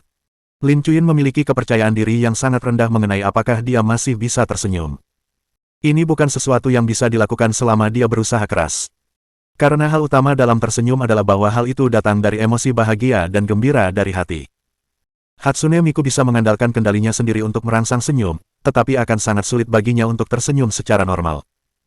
Jangan khawatir, aku pernah mendengar sebuah pepatah sebelumnya, dan menurutku itu sangat tepat. Hong Dali menarik Lin Chuyin dan berlari cepat menuju sebuah gang tanpa orang di sekitarnya. Sambil berlari, dia berkata, dengan percaya diri, kamu mungkin tidak menang, namun tanpa percaya diri, kamu pasti akan kalah. Saat dia mengatakan ini, ekspresi Hong Dali sangat tegas, secerah sinar matahari di langit. Selama kamu mau melakukannya, kamu pasti bisa. Setelah Lin Chuyin berlari sebentar dengan Hong Dali, dia berkata perlahan, kalau begitu, mungkin, aku akan mencoba. Tak lama kemudian, mereka berdua tiba di sebuah gang kecil yang sepi. Gang kecil yang sepi seperti ini sangat umum, terletak di antara gedung-gedung. Ada kardus-kardus berisi sampah dan sebagainya di pintu masuk gang, dan biasanya sering muncul di film-film dan drama. Akibatnya, gangster biasanya muncul di sini. Tentu saja, Hong Dali tidak mempertimbangkan apakah ada gangster atau tidak. Dia hanya berpikir bahwa itu baik-baik saja selama tidak ada orang di sana. Setelah mereka memasuki gang, mereka akhirnya berhenti. Hong Dali berkata dengan lembut, Chuyin, tutup matamu dulu dan jangan bergerak. Baiklah. Lin Chuyin perlahan menutup matanya dan berdiri diam di sana. Tak lama kemudian, ia merasakan sepasang tangan hangat menyentuh wajahnya dengan lembut.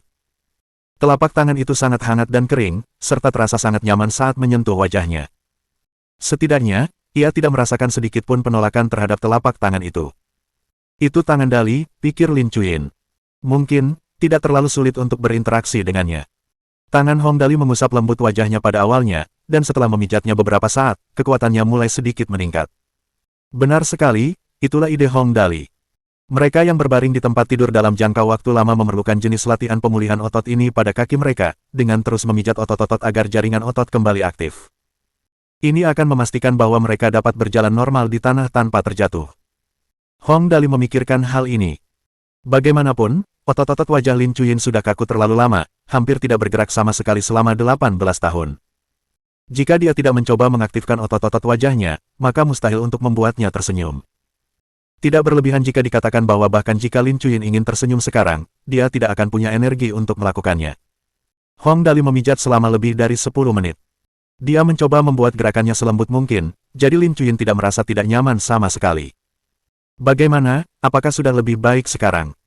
Setelah memijatnya beberapa saat, Hong Dali melepaskan tangannya dari wajah wanita itu dan menyeringai. Baiklah, sekarang kamu bisa membuka matamu, lihat apakah wajahmu terasa lebih nyaman. Lin Chuyin membuka matanya dan mengusap wajahnya dengan lembut lagi dengan tangannya, lalu dia mengangguk perlahan dan berkata, sepertinya, sekarang sudah agak lebih baik. Ini adalah saat yang paling krusial, dia jelas tidak boleh mencoba tersenyum lagi, karena itu akan dengan mudah merusak kepercayaan dirinya. Jadi, dia harus mengalihkan perhatiannya ke hal lain. Setelah otot-otot wajahnya benar-benar menjadi lebih aktif, saat itu, akan lebih efektif untuk memintanya mencoba tersenyum lagi. Hong Dali menyeringai dan berkata, baiklah, ayo, kita cari tempat untuk mengobrol sebentar. Kamu belum pernah memberitahuku apa impianmu, hehe. Mimpi. Lin Chuyin menggelengkan kepalanya. Aku tidak punya mimpi. Konyol. Hong Dali menarik tangannya dan mulai berjalan. Bagaimana mungkin kamu tidak punya mimpi, selama itu manusia, mereka pasti punya satu atau dua mimpi. Tapi, aku tidak. Lin Chuyin berkata perlahan, aku tidak tahu apa yang aku inginkan, dan aku tidak tahu apa tujuan yang sedang kuusahakan, satu-satunya hal yang ingin kulakukan adalah meneliti tentang pengaturan itu. Tidak apa-apa juga. Setelah menemukan kedai kopi terdekat, Hong Dali memimpin jalan masuk. Ayo, masuk dan duduk sebentar. Setelah memasuki kedai kopi dan menemukan meja yang bersandar di jendela, mereka duduk dan Hong Dali tersenyum, berkata, Chuyin, mengapa kamu tidak memikirkan mimpi apa yang ingin kamu wujudkan sekarang? Lin Chuyin berpikir sejenak, lalu menggelengkan kepalanya dan berkata, tidak, aku tidak tahu apa yang aku inginkan. Lagi pula, Lin Chuyin tampak seperti tidak kekurangan apapun. Baiklah, kalau begitu mari kita ubah cara berpikirmu. Hong Dali bertanya dengan lembut, apa yang bisa kau lakukan? Lin Chuyin berkata, saya tahu cara mempelajari senjata militer, sains dan teknologi, mereformasi beberapa mesin, dan sebagainya, saya juga ahli dalam komputer. Kopi Anda. Berbicara sampai di titik ini, pelayan mengangkat piring dan berjalan mendekat. Silakan menikmati. Baiklah. Setelah pelayan itu pergi, Hong Dali menyentuh dagunya. Kalau begitu, tidakkah kau ingin menjadi ilmuwan nomor 1 di dunia? Mimpi ini sangat mengasyikkan. Tidak. Tanpa diduga, Lin Chuyin langsung menggelengkan kepalanya. Ini tidak berarti apa-apa bagiku. Hong Dali jelas kehilangan kata-kata sejenak. Dia bertanya lagi, lalu, apakah kamu punya keinginan? Keinginan. Lin Chuyin memiringkan kepalanya dan bertanya, apakah ada perbedaan antara keinginan dan mimpi? Hong Dali mengangguk dengan ekspresi serius. Tentu saja, mimpi berfungsi sebagai arah yang dituju untuk menyalurkan kerja keras dan usaha Anda. Di sisi lain, keinginan adalah hal-hal yang Anda harapkan dapat Anda peroleh tanpa perlu berusaha. Sederhananya, keinginan seperti hal-hal yang jatuh ke pangkuan Anda. Keinginan yang dapat dipenuhi tanpa perlu bekerja keras. Misalnya, keinginan saya adalah menjadi anak yang paling boros di alam semesta, dan itu berarti saya tidak perlu bekerja keras. Saya hanya berharap bahwa suatu hari nanti, saya akan menjadi anak yang paling boros di alam semesta. Itulah artinya. Mimpi dan harapan, dua kata ini biasanya sering digunakan. Namun, ketika harus menjelaskannya dengan lebih rinci, Hong Dali tiba-tiba menyadari bahwa ia tidak tahu bagaimana cara menjelaskannya. Begitukah? Kali ini, Lin Chuyin berpikir sejenak dan akhirnya mengucapkan keinginannya. Aku ingin tersenyum, keinginan ini dapatkah terpenuhi? Bab 308. Senyum Chuyin, bagian 3. Aku ingin tersenyum.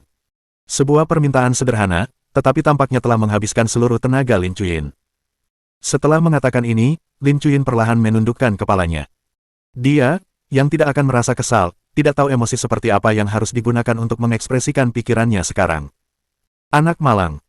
Hong Dali mengulurkan tangannya dan membelai rambutnya, lalu berkata dengan lembut, Chuyin, apakah kamu berani meneriakkan apa yang baru saja kamu katakan, meneriakkannya dengan keras agar seluruh dunia mendengarnya. Mendengar perkataan Hong Dali, Lin Chuyin jelas tertegun sejenak, lalu dia menggelengkan kepalanya perlahan. Mengenai hal ini, dia sungguh kurang berani. Sejak dia menjadi waras, dia tidak pernah tersenyum. Dia tidak memiliki perasaan senang atau sedih. Dia seperti robot, makan tepat waktu setiap hari, tidur tepat waktu, meneliti sains dan teknologinya tepat waktu. Kata-kata yang baru saja dia ucapkan, aku ingin tersenyum, sudah menjadi hal yang paling dia usahakan. Sekarang setelah Hong Dali memintanya untuk meneriakkannya, bagaimana dia bisa melakukannya? Jangan takut. Hong Dali terus berbicara dengan lembut, dengan percaya diri, kamu mungkin tidak menang, namun tanpa kepercayaan diri, kamu pasti akan kalah. Lin Chuyin berpikir dengan hati-hati selama beberapa saat, dan akhirnya, dia perlahan membuka mulutnya dan berkata dengan lembut, aku ingin tersenyum. Suaranya sangat lembut, sama sekali tidak seperti gayanya yang biasa. Jika seseorang tidak mendengarkan dengan saksama, dia mungkin tidak dapat mendengar apapun sama sekali. Namun, Hong Dali mendengarnya dengan jelas. Dia mendengarnya dengan sangat jelas. Dia menarik tangan Lin Chuyin dan mulai berlari keluar. Sambil berlari, dia tertawa keras.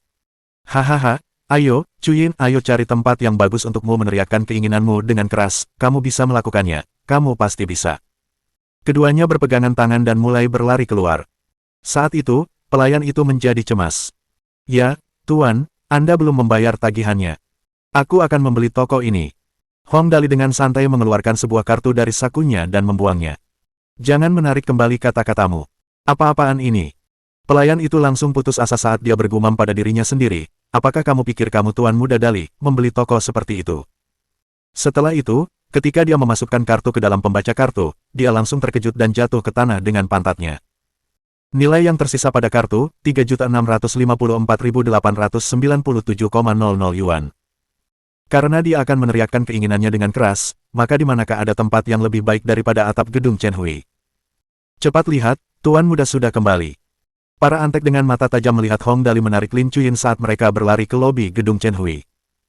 Saat dia berseru, itu langsung menarik perhatian semua orang ke arah jendela. Di mana, benar, Tuan Muda benar-benar sudah kembali. Tuan Muda terburu-buru, sepertinya pasti ada perkembangan baru, jangan bicara omong kosong, cepat ikuti mereka dan lihat. Semua orang langsung berhamburan turun ke bawah. Lantai 4 tidak terlalu tinggi. Jadi, rombongan itu tidak sempat menggunakan lift dan langsung turun melalui lorong tangga darurat. Karena mereka cemas, mereka hanya butuh waktu sekitar 20 detik untuk turun dari lantai 4 ke lantai 1. Ketika mereka sampai di lantai pertama, Hong Dali baru saja masuk bersama Lin Chuyin. Sambil berlari, Hong Dali berkata, semuanya, cepatlah minggir, ke atap. Sekelompok besar orang langsung memberi jalan dan bergegas masuk ke dalam lift bersama Hong Dali.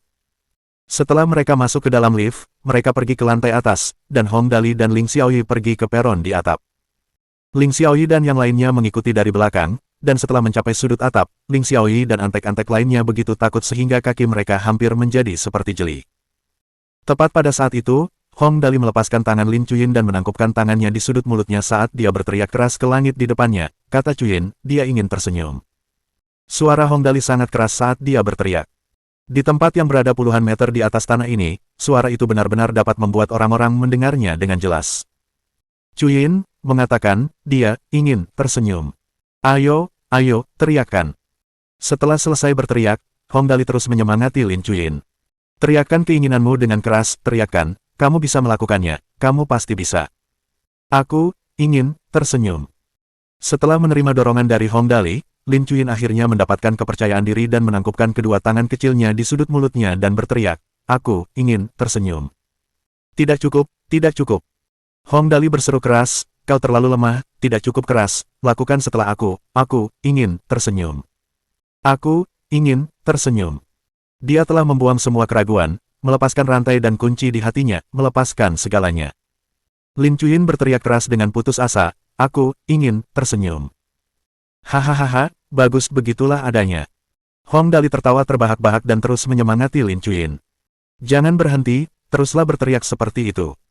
Saat itu, Lin Chuyin akhirnya menemukan kembali beberapa emosinya, saat dia terus berteriak sekeras-kerasnya, aku ingin tersenyum, aku ingin tersenyum, aku ingin tersenyum.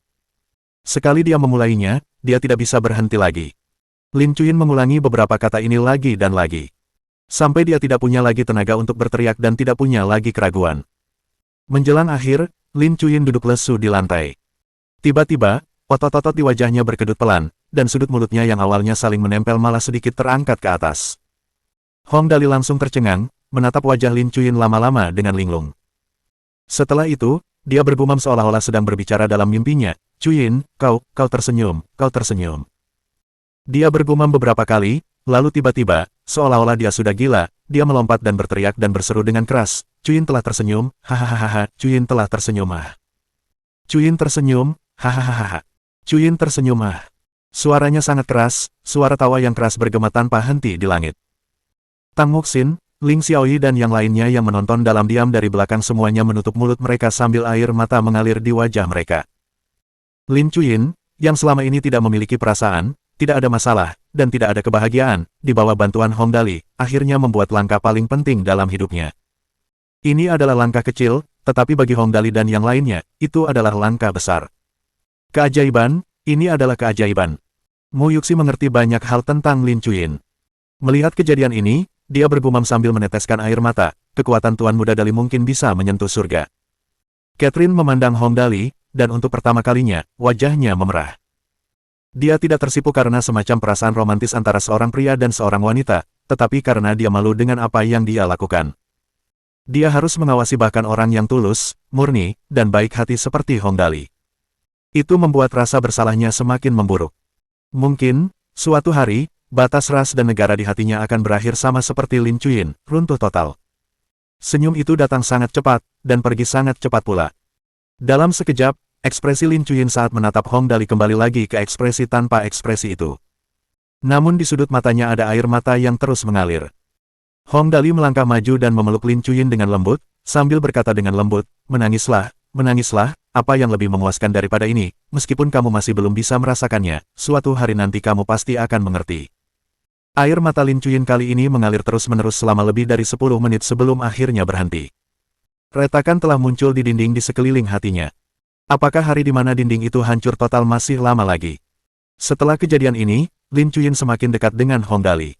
Dia bahkan menggunakan tangannya untuk menarik ujung pakaian Hong Dali, tanpa berbicara sepatah kata pun. Namun melihat wajahnya, dia seperti anak kucing yang baru saja menemukan pemiliknya. Ayo, semuanya, ayo pergi bersama. Hong Dali membawa Lin Chuyin sambil menjentikkan jarinya. Ayo pergi ke taman hiburan, hari ini, kita akan memainkan apapun yang Chuyin inginkan. Oke. Semua orang bersorak kegirangan. Lin Chuyin tersenyum. Ini adalah kejutan terbesar hari ini. Rombongan itu langsung turun ke bawah dan masuk ke dalam mobil. Lin Chuyin sangat bergantung pada Hong Dali sekarang, dan dia bahkan tidak mengendarai mobil sport super keren miliknya dan hanya menarik ujung pakaian Hong Dali.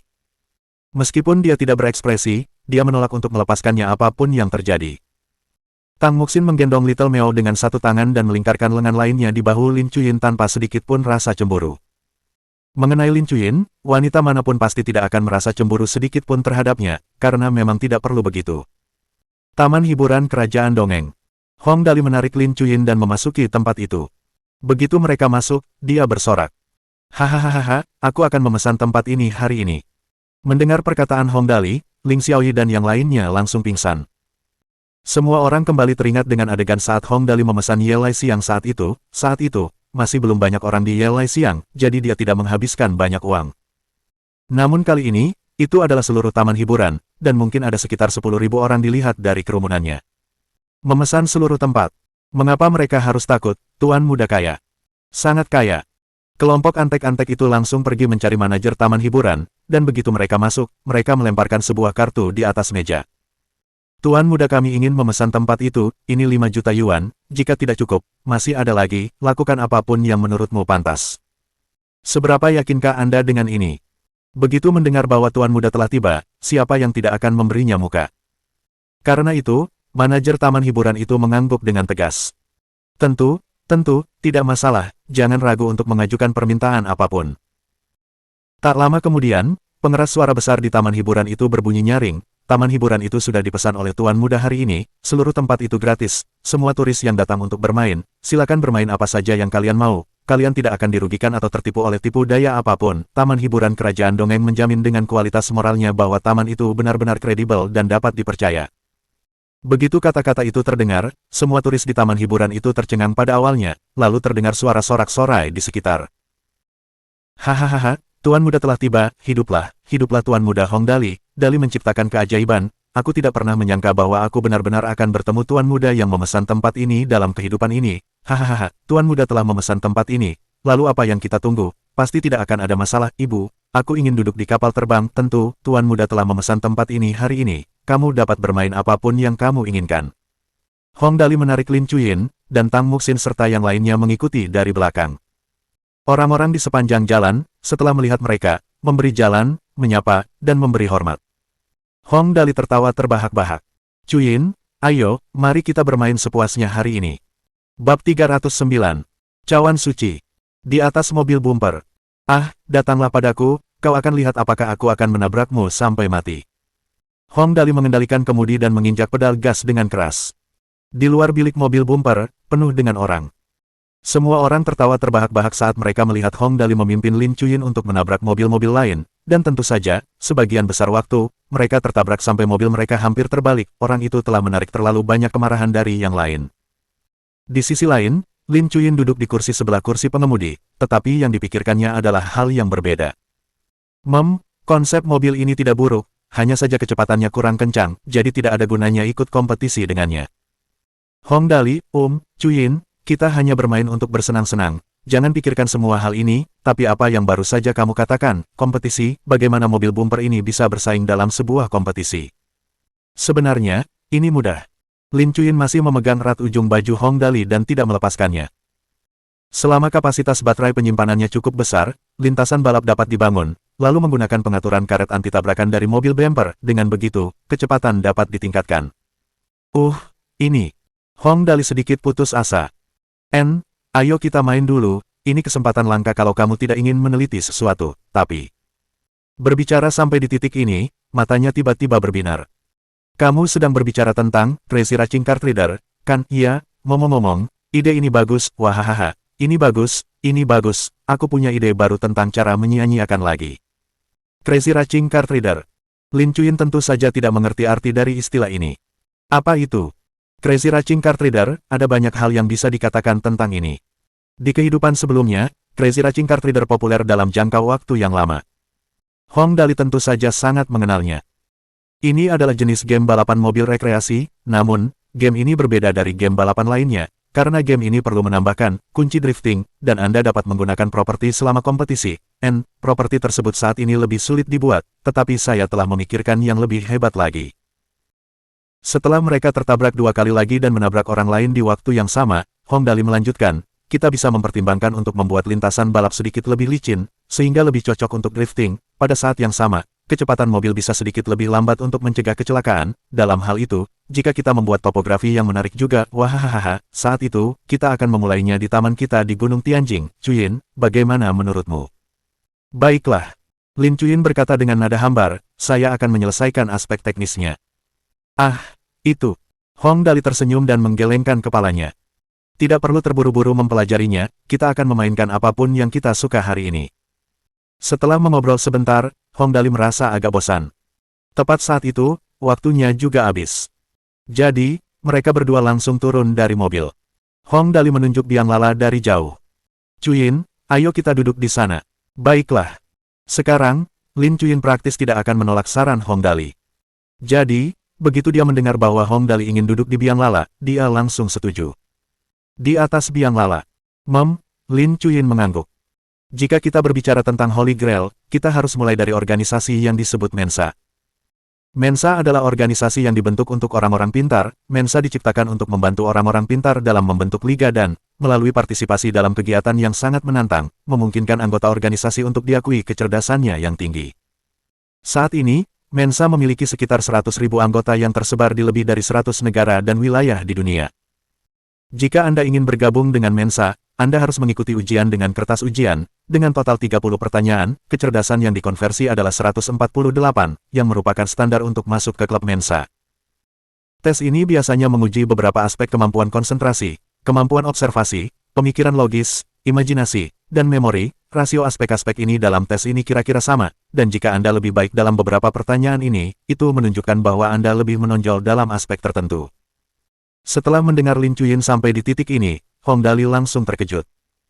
Sebuah Mensa yang memiliki lebih dari 100.000 anggota di seluruh dunia membutuhkan kecerdasan intelektual minimal 148, apa-apaan ini, aku bahkan tidak tahu apakah aku akan memenuhi syarat untuk itu. Lin Chuyin menatap Hong Dali, berpikir sejenak, lalu mengangguk dan berkata, saat ini, ada serangkaian pertanyaan tiruan gratis di internet, jika nilai Anda melebihi 130, Anda masih bisa lolos. Sebenarnya, Mensa sama sekali tidak misterius. Jika Anda benar-benar ingin mencobanya, Anda bisa masuk ke situs web resmi mereka dan mendaftar untuk itu. Ini. Hong Dali buru-buru membuang topik pembicaraan. Lupakan saja, aku tidak pernah percaya bahwa kecerdasanku akan setinggi itu. Apa-apaan, jika sistem hilang besar memiliki atribut tingkat kecerdasan ini, aku pasti akan mengisinya sampai penuh. Sayangnya, itu tidak ada. Karena itu, Hong Dali hanya bisa mengungkapkan penyesalannya yang dalam. Setelah berbicara tentang Mensa, Lin Chuyin mulai menjelaskan kepada Hong Dali tentang Holy Grail. Hanya mereka yang memiliki kecerdasan intelektual tertinggi di Mensa yang dapat bergabung dengan organisasi Holy Grail. Saat ini, jumlah pasti anggota Holy Grail di dunia adalah 52 orang. Semuanya memiliki kecerdasan intelektual 180 ke atas. Saya termasuk dalam jajaran terdepan di sana, tetapi masih ada orang-orang yang peringkatnya di atas saya. Hong Dali. Apa-apaan? Orang macam apa mereka yang lebih kuat dari Chuyin? Apakah mereka akan menghancurkan dunia? Chuyin, itu, tanya Hong Dali, tidak mungkin semua anggota Holy Grail berspesialisasi dalam sains, teknologi, dan senjata militer, kan? Pertanyaan ini terlalu penting. Jika ada 52 orang yang terobsesi dengan perang, Hong Dali tidak akan terkejut jika mereka meneliti bom atom dan semacamnya sendiri. Sebenarnya, selama Chuyin diberi cukup bahan baku, dia mungkin bisa membuat bom atom dari bahan-bahan tersebut. Tidak. Lin Chuyin berkata perlahan, ada berbagai macam orang di antara anggota Holy Grail, dan setiap orang menyukai hal yang berbeda. Aku lebih ahli dalam sains, teknologi, dan senjata militer, beberapa suka menggambar, dan ada yang suka belajar cara bermain lelucon juga. Saat itu, Hong Dali mengerti mengapa bangsa itu begitu memperhatikan Chuyin. Statusnya sebagai anggota Holy Grail tidaklah penting, yang penting adalah apa yang ia kuasai. Seorang ahli teknologi sejati yang meneliti ilmu pengetahuan, teknologi, dan senjata militer, siapapun akan memperlakukannya seperti harta karun juga. Semua anggota ini tidak terlalu berbahaya, kata Chuyin sekarang adalah bom berat yang sebenarnya. Orang yang benar-benar berbahaya adalah seseorang bernama Zhang Yi, dia suka mempelajari aspek evolusi genetik makhluk hidup. Oh benar, dia adalah anggota Holy Grail kedua di Heavenly State selain aku, dia sangat agresif. Heavenly State punya satu lagi. Ini benar-benar berita besar yang mengejutkan. Dari namanya, sepertinya dia juga betina, hanya saja dia tidak tahu berapa usianya atau apakah dia sudah berkembang. Sepertinya, di masa depan, bukan tidak mungkin mutan, Spider-Man, atau Hulk akan muncul. Catatlah, dia harus memperhatikan ini. Terutama karena Lin Chuyin mengatakan bahwa dia sangat agresif. Ini benar-benar sangat penting, aku harus berada sejauh mungkin darinya. Apapun yang terjadi, aku harus menghindari menabraknya. Sebenarnya, sampai di titik ini, masalah yang berkaitan dengan Holy Grail sudah kurang lebih dijelaskan. Masalahnya adalah tidak diketahui apakah Lin Chuyin bersungguh-sungguh dengan apa yang dikatakannya saat dia tiba-tiba menambahkan. Juga, ada orang lain di Holy Grail yang bernama Vincent Iverson. Dia seorang Merikan, dan hobinya adalah melancarkan serangan peretasan. Vincent Iverson, hobi meluncurkan serangan peretasan, itu sepertinya tidak ada hubungannya dengan saya, kan? Setelah itu, tak lama kemudian, Hong Dali tahu bahwa dia telah berpikir terlalu enteng tentang hal itu. Karena Lin Chuyin terus berkata, sepertinya, dia cukup menyukaiku, aku tidak tahu apakah itu akan memengaruhimu dengan cara apapun. Bab 310. Seorang pria dengan kekuatan untuk menghancurkan dunia. Ya, bagaimana situasinya? Lin Chuyin benar-benar mengatakan hal seperti itu. Namun, setelah berpikir dengan saksama, dia menyadari bahwa Lin Chuyin hanya tidak memiliki emosi, tetapi itu tidak berarti bahwa dia bodoh.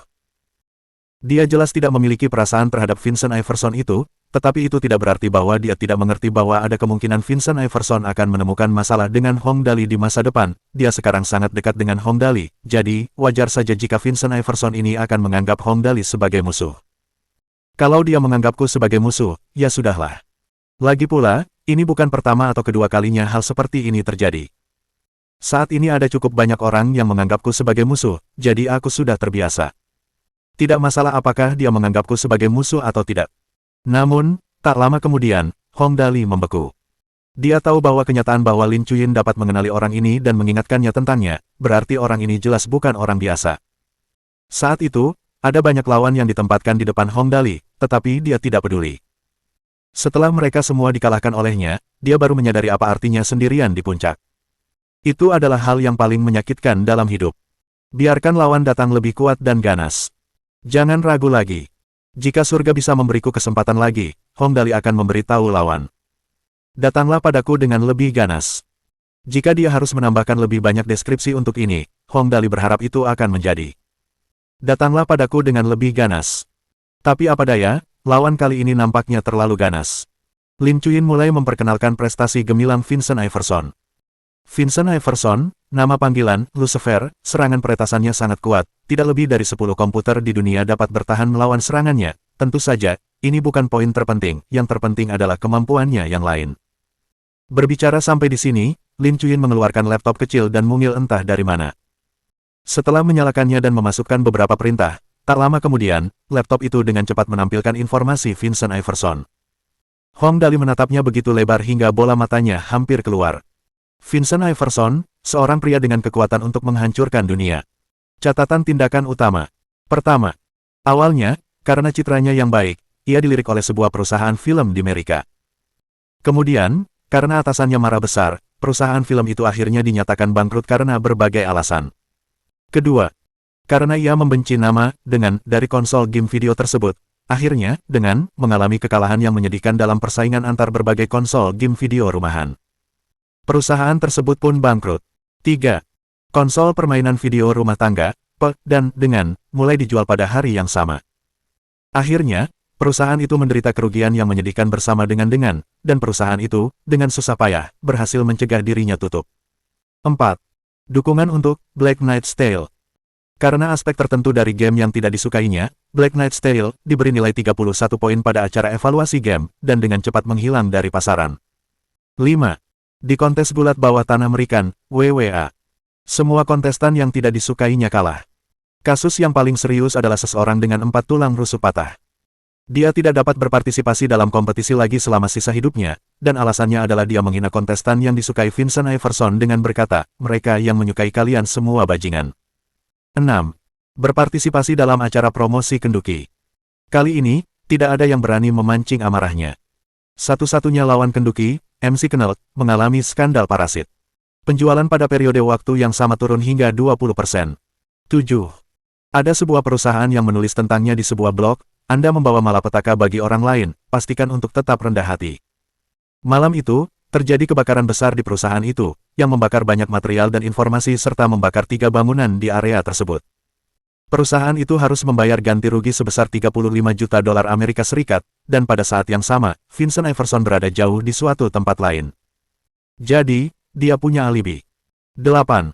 Menyatakan bahwa ia membenci tim basket NBA milik Amerika, Chicago Rocket. Tim Chicago Rocket, yang telah memulai salah satu pertandingan kejuaraan terakhir, mengalami banyak serangan balik setelahnya, dan akhirnya gagal dengan 1 kemenangan dan 9 kekalahan. Sejak saat itu, ia menjadi putus asa dan tidak bersemangat. 9. Dia berencana untuk menghina tim basket lain, dan tim Cowboy menjadi sasarannya yang malang. Setelah itu, tim Cowboy kalah dengan skor 58-158. 10. Seorang selebritas wanita ingin menantang otoritasnya dalam membawa kemalangan kepada orang lain, dan pernah berkata, saya tidak pernah percaya pada keberuntungan. Akhirnya, pabrik yang memproduksi rekaman albumnya tiba-tiba terbakar 1 hari sebelum perilisan albumnya, dan sistem pemadam kebakaran otomatis menyemprotkan sejumlah besar air yang membasahi rekaman tersebut. Keesokan harinya, seluruh Amerika hanya menjual 5.000 rekaman, dan selebritas wanita itu tidak pernah terdengar lagi sejak saat itu. 11. Dia suka bermain game komputer. Karena itu, sebuah perusahaan yang menjual laptop ingin dia mendukung produk mereka. Sayangnya, perusahaan lain juga berpikiran sama, dan kedua perusahaan itu bertengkar di hadapannya, yang menyebabkan pabrik kedua perusahaan itu dilalap api besar pada saat yang sama, menyebabkan sebagian besar perangkat keras penting hancur karena kebakaran itu. 12. Baseman yang memiliki kemampuan yang sangat hebat, memutuskan untuk menerbitkan autobiografinya, Angel of Misfortune. Setelah itu, semua departemen penerbitan yang berhubungan dengan penerbitan buku Baseman tiba-tiba mengalami restrukturisasi. 13. Majalah Welt dalam edisi ke-9 tahun 2010, secara khusus mengkritik pemikiran tahayul, malaikat kesialan. Pada bulan Oktober, majalah Welt berhenti terbit, dan perusahaan tersebut tutup. 14. America CV Fair menerbitkan wawancara dengan Vincent Iverson pada edisi ke-12, tahun 2010, dan meninggalkan foto dirinya yang menawan di bagian akhir. Setelah America CV Fair menerbitkan edisi ke-13-nya pada tahun 2010, setidaknya berhasil bertahan untuk 1 edisi lagi penerbitannya dihentikan karena tidak memadai dalam operasional. 15. Pada tahun 2011, Vincent Iverson menulis di Weibo miliknya bahwa lingkungan internet saat ini terlalu buruk. 2 bulan kemudian, Amerika memasuki usia yang harmonis sesuai prediksinya untuk menciptakan internet yang sehat, panjang umur Amerika. Setelah membaca sampai titik ini, Hong Dali menarik napas dalam-dalam. Apa-apaan ini, bagaimana ini mungkin? Namun, jelas bahwa informasi berikut jauh lebih mengerikan. 16, tanggal 22 Januari tahun 2012, Vincent Iverson menyatakan cintanya kepada Lin Chuyin tetapi ditolak dan harga dirinya terluka. Ia mengumumkan kutukan yang mengguncang bumi, seorang penguasa yang menakutkan turun dari langit, membuat dewa kemarahan bangkit kembali, gempa bumi dan banjir akan menguasai dunia. 2 bulan kemudian, kasus gempa bumi dan tsunami skala besar mulai muncul di seluruh dunia. Untungnya, ia belum berani menyerang negara surgawi secara langsung. 17. Maret tahun 2012, Vincent Iverson mengunjungi perusahaan majalah, CV Welt. Entah apa alasannya, sebulan kemudian, CV Welt berhenti terbit dan perusahaan itu tutup. 18. Pada bulan yang sama, Vincent Iverson mulai menyukai sains dan teknologi, dan mengunggah di Weibo-nya, "Oh yay, saya menemukan sebuah rahasia, mengisyaratkan bahwa ada kemungkinan alien hidup di bawah es Antartika." 3 hari kemudian, es Antartika mulai mencair dalam skala besar. 19. Vincent Iverson tiba-tiba ingin memposting di Weibo atas nama ilmuwan terkenal, Mark Voss, tentang postingan berjudul, "Percaya pada sains, jangan percaya tahayul." Sebulan kemudian, di tahun yang sama, bintang ilmuwan terkenal Amerikan, Mark Voss, meninggal dunia di usia 86 tahun. 20. Ilmuwan terkenal lainnya di Amerika, William Mays, mendengar insiden Mark Voss dan sangat meremehkannya. Dia memposting bantahannya tentang hal itu di forum sains terkenal, Profound Mystery of the Universe, dan mempostingnya di tajuk utama. Setelah itu, server Profound Mystery of the Universe macet dan hard disk terbakar abis. Tidak ada satupun data yang diambil, dan setelah halaman web dilanjutkan dan halaman kosong penuh muncul di layar, ilmuwan William Mays secara pribadi menulis, "Saya tidak percaya pada sains lagi." 1 bulan kemudian, dia meninggal karena infak jantung. Air mata membasahi wajah Hong Dali. Itu belum semuanya, kemalangan berikutnya lebih mengerikan. 21. Vincent Iverson pergi ke Korea untuk berwisata, dan nilai tukar won Korea turun. 22. Dia tidak mendapatkan makanan yang memuaskan di restoran pizza. Restoran pizza berantai itu kemudian ditemukan mengandung melamin, dan perusahaan waralaba pizza itu ditutup. 23. Dia pergi ke Inggris. Pada tahun yang sama, Ratu Elizabeth kehilangan 6,6 miliar pound. 24. Selama Olimpiade, ia mengungkapkan rasa jijiknya terhadap kontestan American yang tidak tampil baik di nomor terbuka. Setelah itu, tidak ada satupun kontestan American yang meraih medali emas. 25. Pada tanggal 12 Juni tahun 2012, ada seorang netizen yang bertanya kepadanya tentang pandangannya terhadap konser yang akan digelar oleh sang superstar Anderson. Vincent Iverson menjawab, "Saya tidak pernah mendengarkan lagu-lagunya, itu tidak sesuai dengan selera saya." Sebulan kemudian, sang superstar Anderson meninggal karena kanker perut setelah menggelar konsernya. 26. Pada tanggal 24 November tahun 2012, ia menonton Iron Giant di situs web anime American, dan karena ada satu episode yang terlalu menyedihkan, ia pun menangis begitu saja. Pada tanggal 11 Desember di tahun yang sama, penulis Iron Giant, Taylor, meninggal dunia. 27. Tanggal 12 April tahun 2013, sebuah pohon kuno berusia 800 tahun di halaman sebuah hotel di California, Amerika, tiba-tiba tumbang ke tanah. Ahli botani mengatakan bahwa pohon itu sebelumnya tidak memiliki tanda-tanda akan mati. Pada hari yang sama, 3 perusahaan media di Amerika melaporkan pada saat yang sama, malaikat malapetaka turun lagi, Vincent Iverson telah menyebabkan kematian pohon suci. Laporan tersebut menyebutkan, hari ini, tanggal 26 Januari Vincent Iverson telah mengunjungi hotel itu. Setelah dia pulang, malaikat malapetaka ini secara khusus menulis sebuah posting blog, dan posting tersebut menyebutkan bahwa ada terlalu banyak cacing di pohon ini. Setelah itu, pohon itu tumbang, dan ketiga perusahaan media ini juga tidak berhasil lolos. Volume penjualan surat kabar mereka anjlok dan sayangnya, mereka semua tutup. 28, tanggal 8 Juli tahun 2013, pada sore hari, tiba-tiba terjadi pemadaman listrik saat Vincent Iverson sedang berselancar di internet. Vincent Iverson memperbarui Weibo-nya, "Listrik sialan ini, bayar kembali berkas-berkasku." Pada suatu malam 3 hari kemudian, lokasi energi nuklir di provinsi tempat dia berada mengalami getaran di ruang reaktor disertai suara ledakan, dan saat ini, mereka masih mengonfirmasi rincian pastinya. 29. Vincent Iverson diundang ke gedung Hexagon Amerika karena masalah di atas, dan hingga saat ini belum keluar dari sana. 30. Menunggu informasi tambahan. Hong Dali berkata dengan panik, "Ya Tuhan, 30 informasi ini, tidak disiapkan untukku, kan, lawan kali ini benar-benar luar biasa kuat." Terhadap lawannya kali ini, Hong Dali sangat tertekan. Sebelumnya, lawan-lawannya hanyalah para jenius dan semacamnya, atau tambahan dari tuan muda konglomerat Toyota negara bagian Jaban, Ko Go-hon. Namun kali ini, jelas, Vincent Iverson ini tidak berada di liga yang sama dengan lawan-lawan sebelumnya, dan bahkan Chuyin menggambarkannya sebagai seorang pria dengan kekuatan untuk menghancurkan dunia. Tentu saja, dia beruntung, tetapi pihak lain adalah malaikat kesialan standar. Jadi, siapa yang tahu ketika dia bertemu dengannya, siapa yang akan menjadi yang lebih lemah atau lebih kuat. Tetapi sekarang, situasi menjadi jelas bahwa ia mungkin tidak akan dapat menghindari pertarungan melawan Vincent Iverson ini. Hanya masalah Chuyin saja yang telah memutuskan bahwa di antara mereka berdua, pasti tidak akan ada perdamaian. Ya ampun, semoga saja tidak menimbulkan akibat yang terlalu serius. Mohon dukungan dari Om Ante-Ante sekalian buat subscribe agar Mimin terus semangat untuk up novel seru lainnya. Sekiranya ada kebutuhan buat subback, silakan inbox Mimin atau tuliskan di kolom komentar. Terima kasih.